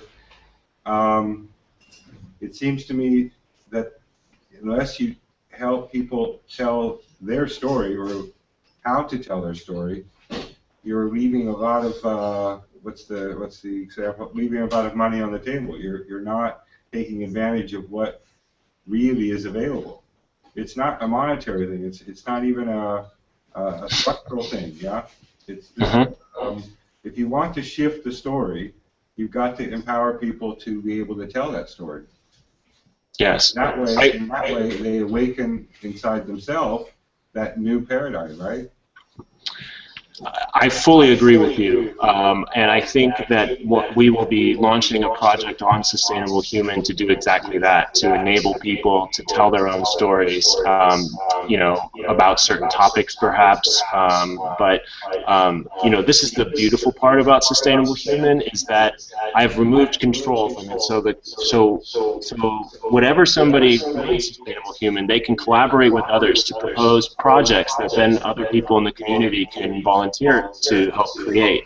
So if you wanted to join Sustainable Humans to enable a project so that people could tell their own stories, then, but you know, you might not know how to create a website or to do all of the coding that's necessary or whatever. We all have various skills and expertise, but as we come together in teams, we'll be able to collaborate to create these things. So I know some developers who are joining as well, who will help us develop the technical capacity to do exactly what you're saying, to capture people's stories.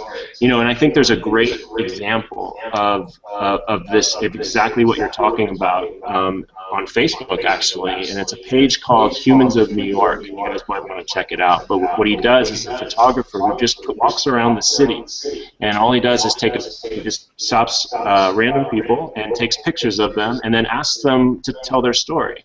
And he must have a really good editor because all of the stories are always really, really well done. But what actually just happened is he got sponsored by the United Nations to go to Iraq and Syria to start telling the stories of people over there. And so for the last couple of months, he's been telling stories of individual people in these areas. And what it's doing is helping bring out the humanity, and it's changing so many people's minds about people in other countries because it's humanizing them. It's giving them their human story that they can now relate to. Because before this, all they could relate to is the single story being told by the media, which is, you know, that they're all terrorists or something, you know, and so without any other experience, it becomes very easy to fall into this idea of this single story of a place. We've only heard one story coming out of there, and so we only believe that one. But what this Humans of New York is doing, and what I would love to do as a part of Sustainable Human, is to be able to tell our individual stories. But I also think that it's important to tell our collective stories. Who are we as a people, in addition to who are we as individuals? And so those individual stories will help tell the collective story as well. But I think they're both very important. Thank you. Sure. You mentioned before the common themes that are coming through in what you see as the crisis with our society. For example, you mentioned then the us and them, the control and the progress as common threads for the status quo. For example, so to kind of to tell a new story then, or to enable a new sort of storytelling to come about. Do you propose new themes? Are there themes like the indirect answer to these common themes? Or is it something that you hope will just come through by the community themselves and just kind of let the thing run itself and see if it kind of auto creates answers? Yeah, I think that I mentioned a few of the new stories that are coming about. The story of interbeing, the story of interconnectedness, realizing that there is no separation between us. I think, you know, there's a lot of new sciences that are actually coming out and confirming a lot of this stuff in the quantum realm, showing us that, you know, it's not as deterministic as the nature of the universe isn't as deterministic as we thought it was. That there's some kind of element of individual choice, consciousness, and so you know, these stories, you know, the story of control, for example, there's the opposite of control. Why do I want to control everything? Well, it's because I feel threatened. I don't trust. I don't trust the world to provide for me. I see nature as something that is a threat to me. And that's kind of been our story of nature for a long time. There's been a lot of threats out there. And so what we've tried to do is control it. But the opposite, what would be the opposite of the story of control? I think it would be the story of trust. If I trust that everything's going to work out all right, then I don't need to control everything. So how does this work? Maybe I don't need to tear down all of the rainforests. Maybe the rainforests are meant to be there. But, you know, there's the ideas of permaculture. Perhaps some of you are aware of the permaculture trend, which is really a different way of looking at the world, not as how can I rearrange the world to do as my liking, however that may be, whether it's, you know, growing crops in certain areas that aren't supposed to grow there, that take too much water resources for that particular area, and instead looking at the area and deciding which crops or which ways, how can I enhance the natural elements of this ecosystem so that it can produce it can create better conditions for life to thrive. And when life thrives, the natural output of that is an abundant system. We'll see a lot more food production, but of course it would take a lot more people involved in that. So it's not as efficient from a dollar point of view, but it is much more efficient from a land use point of view. Got one more question for you, Chris. Sure. I'm thinking of one fiction story and one nonfiction writer who probably fit very, very well into your world. I was wondering about, I don't know, like Jared Diamond, for example, and his nonfiction books, because he's a history buff who likes to write history that I think fits to probably an overlapping audience to the people who are following Sustainable Human. And also, there's this book I read when I was 13 that really stuck with me called Ishmael, and it tries to fit into a lot of this sort of American environmentalism, interconnected species ideals and stories. And I'm just wondering, because these stories exist and because there's so much, I don't know if they fit into the European reading culture, but they definitely fit into the American reading culture. If that is something that you guys are trying to partner with or fold into Sustainable Human in some way. Those are just two examples. Maybe you have others. Well, like I said, Sustainable Human is really a platform for everyone to come together and to create these new stories together. So I could envision perhaps a project getting started on Sustainable Human that looks at some of these books and maybe reads them together as a kind of a book club, and with the intention of creating taking out some of maybe the most poignant ideas in terms of memes that they can then be shared on social media. So I know, for example, we've done that with Ishmael. We've taken a few of the quotes from that book and we put them onto a graphic, and then we've shared that graphic along with perhaps a longer excerpt from the book, and then a link to where other people can read the book. And so, the idea being, if this quote that we extract can kind of stimulate your interest in this topic, then we give you the opportunity to then dive in deeper and read more about it.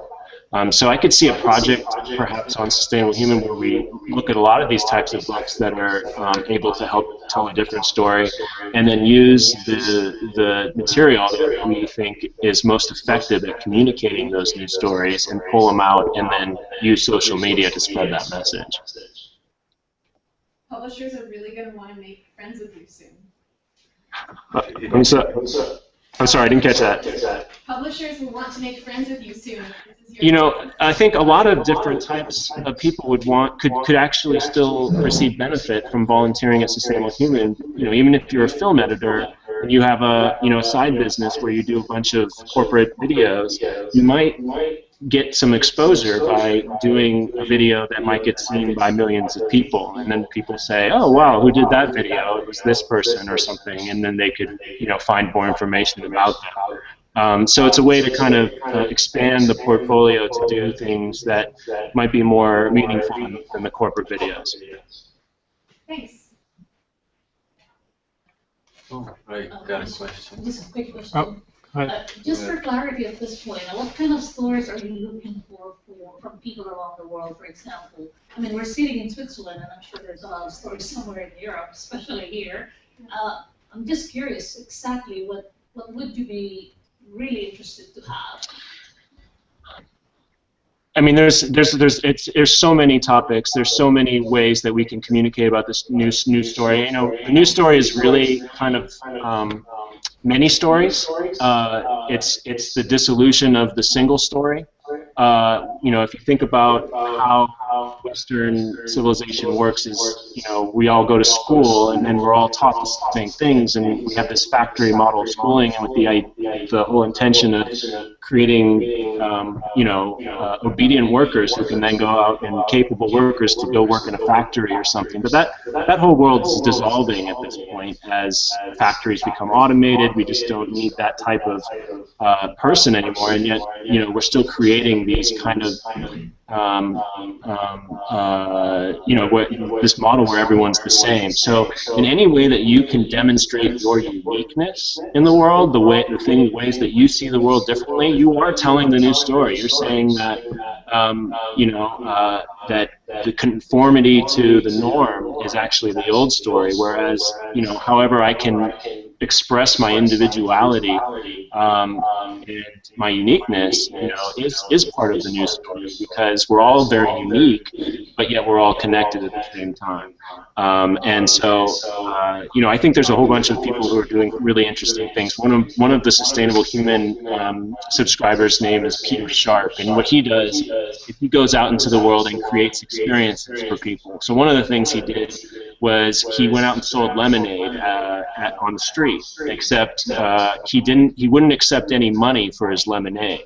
So if someone came to his lemonade stand and says, "Yeah, I'd like some lemonade," and they said, "Well," and he says, "Okay," and they say, "How much?" And he's like, "Well, I don't accept money." And so people are kind of confused, right? It's like, well, what do you mean you don't accept money? You know, money's how I get everything. You know, of course I can't pay. No, he says, you have to give me something else. And so what it does is it gets them to start to think about what else they have to give to the world besides just their money. And so he got some really interesting gifts. He got an invitation to go to an eco-village for a night. He got someone else recited a poem in Russian for the lemonade. So he was able to get all of these human connections. You know, and this brings up a point that, you know, because we live in a highly monetized society, and one of the results of living in a society where you have to pay for everything is that it creates disconnection. It creates separation. Because what happens is I give you money, you give me a product, and we never need to talk again. There's no relationship that's ever built. In a gift economy, which I mentioned earlier, it's much different. I give you a gift just without any expectation of return. And what happens after that is you feel grateful, especially if the gift was valuable to you. So you feel grateful, and then what do you want to do? You want to give back to me because you feel grateful for the gift that you received.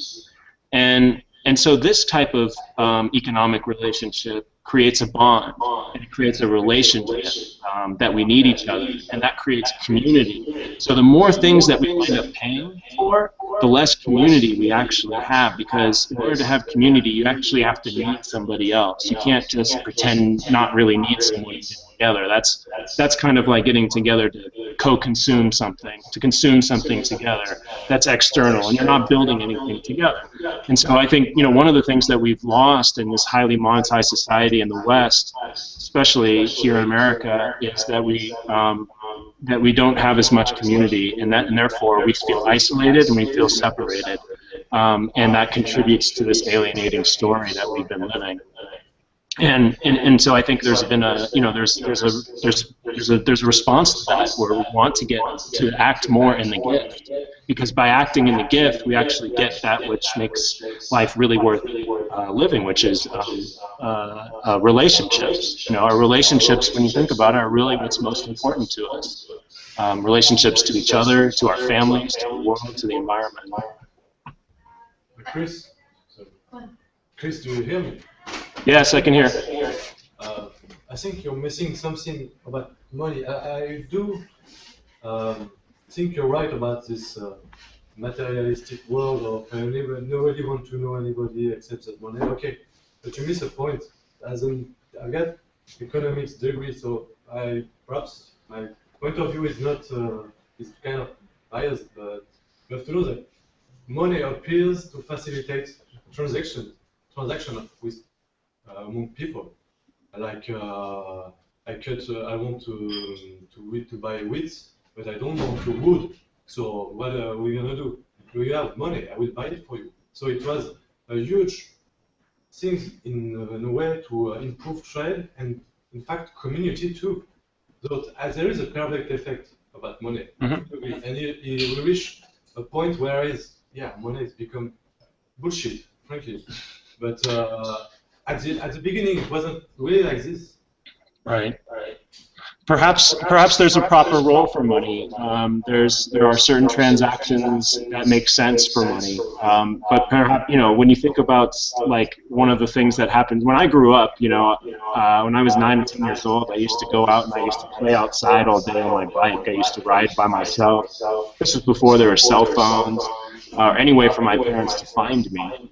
If there was an emergency, and I could do that freely. And today you can't do that. At least in America, you get in trouble for doing that. You let your kid play outside alone, a 9-year-old child, and so, you know, now we pay for childcare. We pay other people to watch our kids, something that is one of the most intimate things that we could do, which is raising our children, has now been removed from us and is now into the realm of the transaction. And there's a lot of other areas, I think, where this phenomenon is happening, and so yeah, you know, but you know, even to your point, you know, that it's helped facilitate trade and community in the past. I think that there's other ways to do it, because our monetary system is a scarcity-based system. We are all in competition for never enough money, simply by the nature of the way that money is created. So it creates we take this abundant world, this world that's capable of producing for all, and we filter it through this scarcity-based economic system in which all of us then look at the world as if there's not enough. And so when you look at the world as if there's not enough, one of the natural responses to that is greed, is to want to get as much as I can for myself so that I can insulate myself against future potential, bad things happening, economic crash, natural disaster. Better that I have a second home somewhere so that I can escape in case something happens to this home. Now I have more security. You know, some people can look at all of this acquiring as greed, but it actually makes quite a bit of logical sense given the scarcity of the economic system that we have. You know, nobody's designing a cure for the Ebola virus because there's no market to sell it to. And so there's a lot of things out there that don't get addressed because there's no market to make a profit from. And I think that what we need to do is to create systems of abundance. And that's kind of what I'm trying to eventually get at with Sustainable Human. In the initial phases, yes, all we're doing is creating videos and content to try to change the story. But hopefully what we're going to be doing with that is attracting more people to come towards this organization and volunteer their money.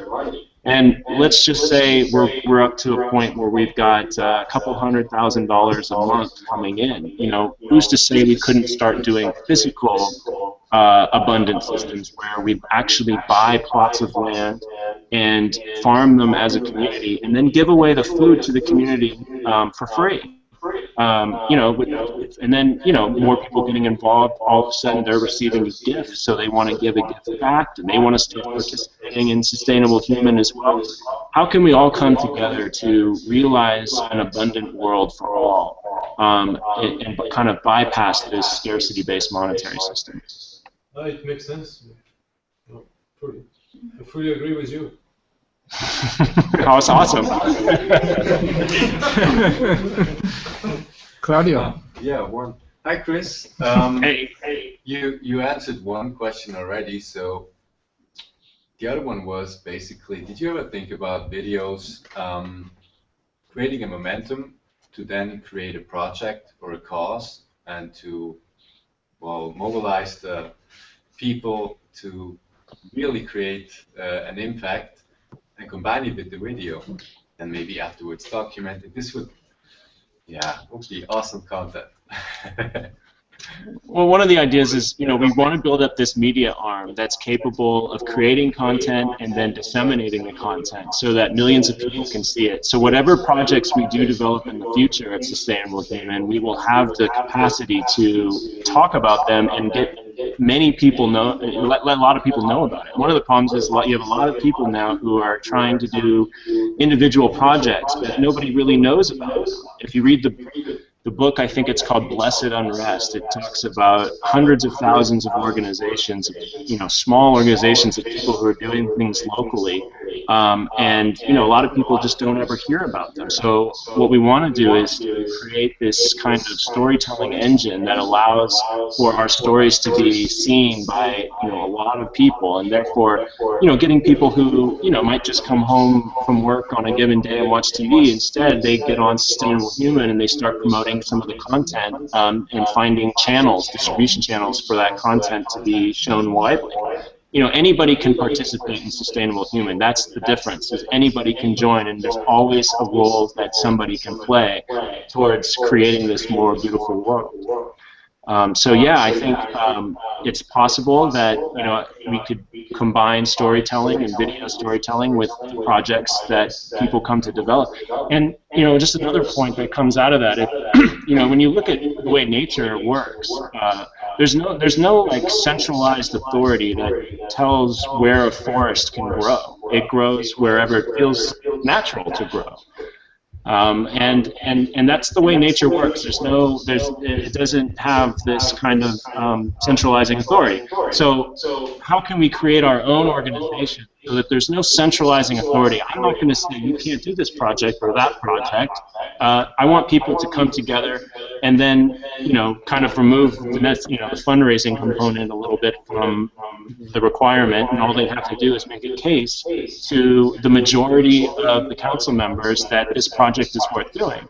And I feel like that what this does is it takes away the hard problem solve, right? In organizations, we always have these problems that come up that are really tough to solve. How are we going to deal with X and Y and Z?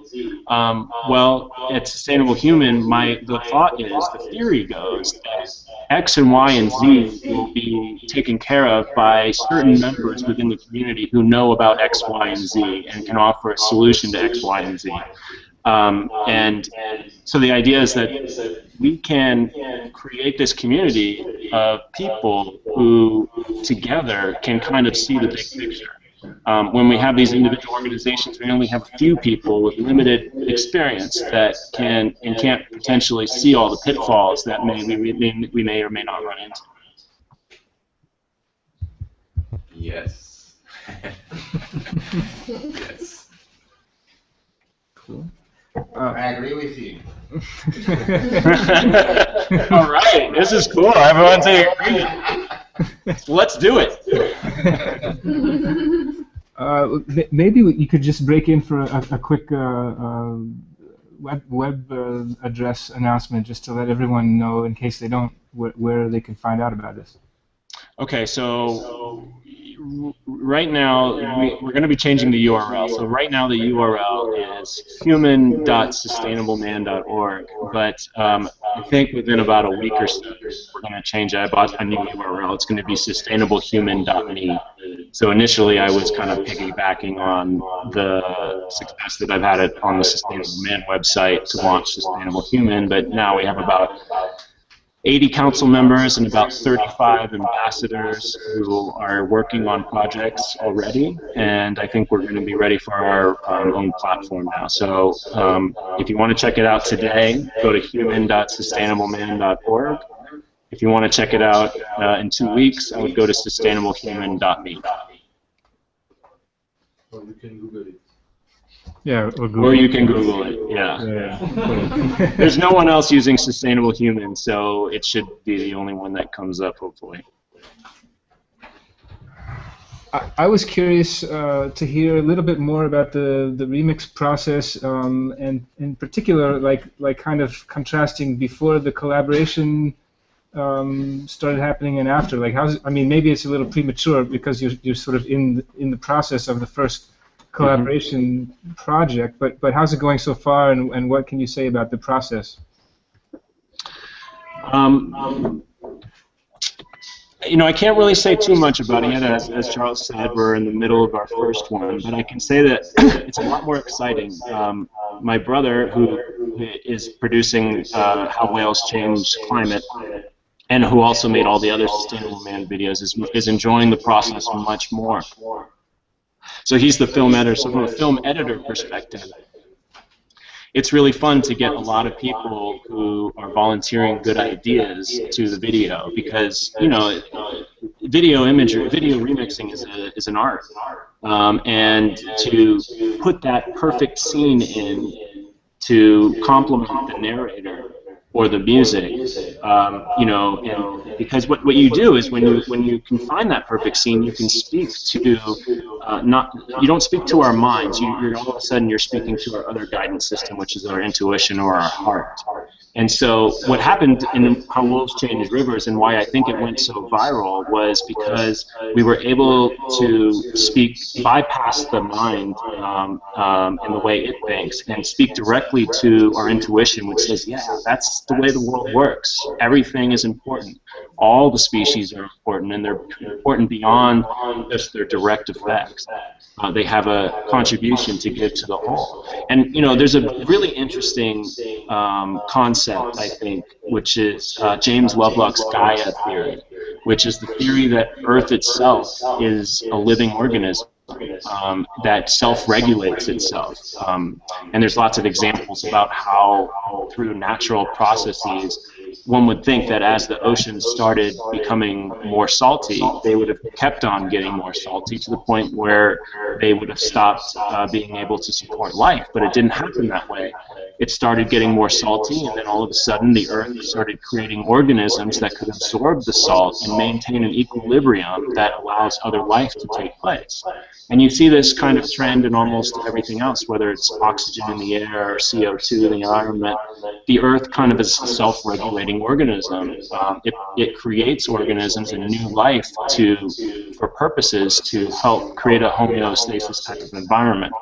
And I think that that's an interesting theory and a story, actually, that would help us to come together as a common humanity, realizing that our purpose here is to help aid in to create the conditions for life to thrive. I want to see it now. Oh, we want to see it, yeah. It's true, yeah.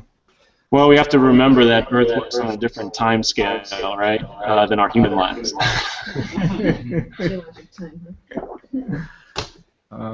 Something more to say about the social network? I know that's also just about to launch. Yeah, in general, I think, you know, I don't know how you guys all feel about Facebook, you know, I mean, I think we all kind of like it for certain reasons and then probably hate it for other reasons, and so I think one of the things about social networking that is very important to create a good social network is you need to have a reason for being there. Why are you all coming together on this social network? To do what? And on Facebook, you don't really have that. I mean, you know, in general, at a high level, you know, when you join Sustainable Human, all I do is ask that you are in alignment with this idea of a new story and wanting to change the story. That's the only requirement, is that, you know, you're not, you know, coming in there trying to disrupt things. That you agree with this approach and this philosophy. And if you do, then come on in and join and meet other people who also are aligned with this philosophy. Because, you know, we don't want to, you know, battle, you know, people who are contrarians or, you know, people who are rooted in the old story of good versus evil. So, you know, as we come together, through that process, I think we'll be able to make some big changes in the world. And I think that the social network will help aid that, because we'll be able to know why we're together. Why are we all here talking and communicating and working together? On Facebook, you don't really have that, so you have a lot of people with different agendas and just talking about random things, and it can become frustrating for me anyway. And so that's one of the elements of why I think social network. So if you have a purpose, then I think a social network can help gather people and have people come and contribute to that purpose. Great, thanks. All the best with getting that going. Other questions? Chris, are you making CV4G? I'm sorry, I don't. It was the first time I heard about the social network. Sounds really fascinating. Well, it's just the integration of BuddyPress, so. You fell there. Sounds interesting. Thanks so much for your time. You're welcome. Yeah, it's really great, and hopefully we can do more of this kind of thing, and we'll for sure keep in touch and get the archive out there as well. So. I'd love to, and you know, anybody that wants to come, and one of the things to become ambassador, well, the first thing we do is we sit down and have an hour-long conversation about all of these things and ways you might want to participate. So if any of you are interested, please reach out to me. All right. Fantastic. Great. Cool. Look forward to talking to you guys. Thanks so much. All right. Excellent.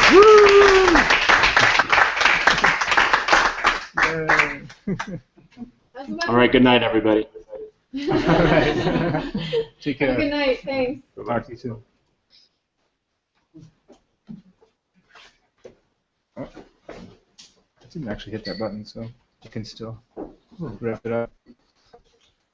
Well, thank you everyone for coming out, and hope you had a good time learning about story structure from San Francisco and somewhere in Yosemite.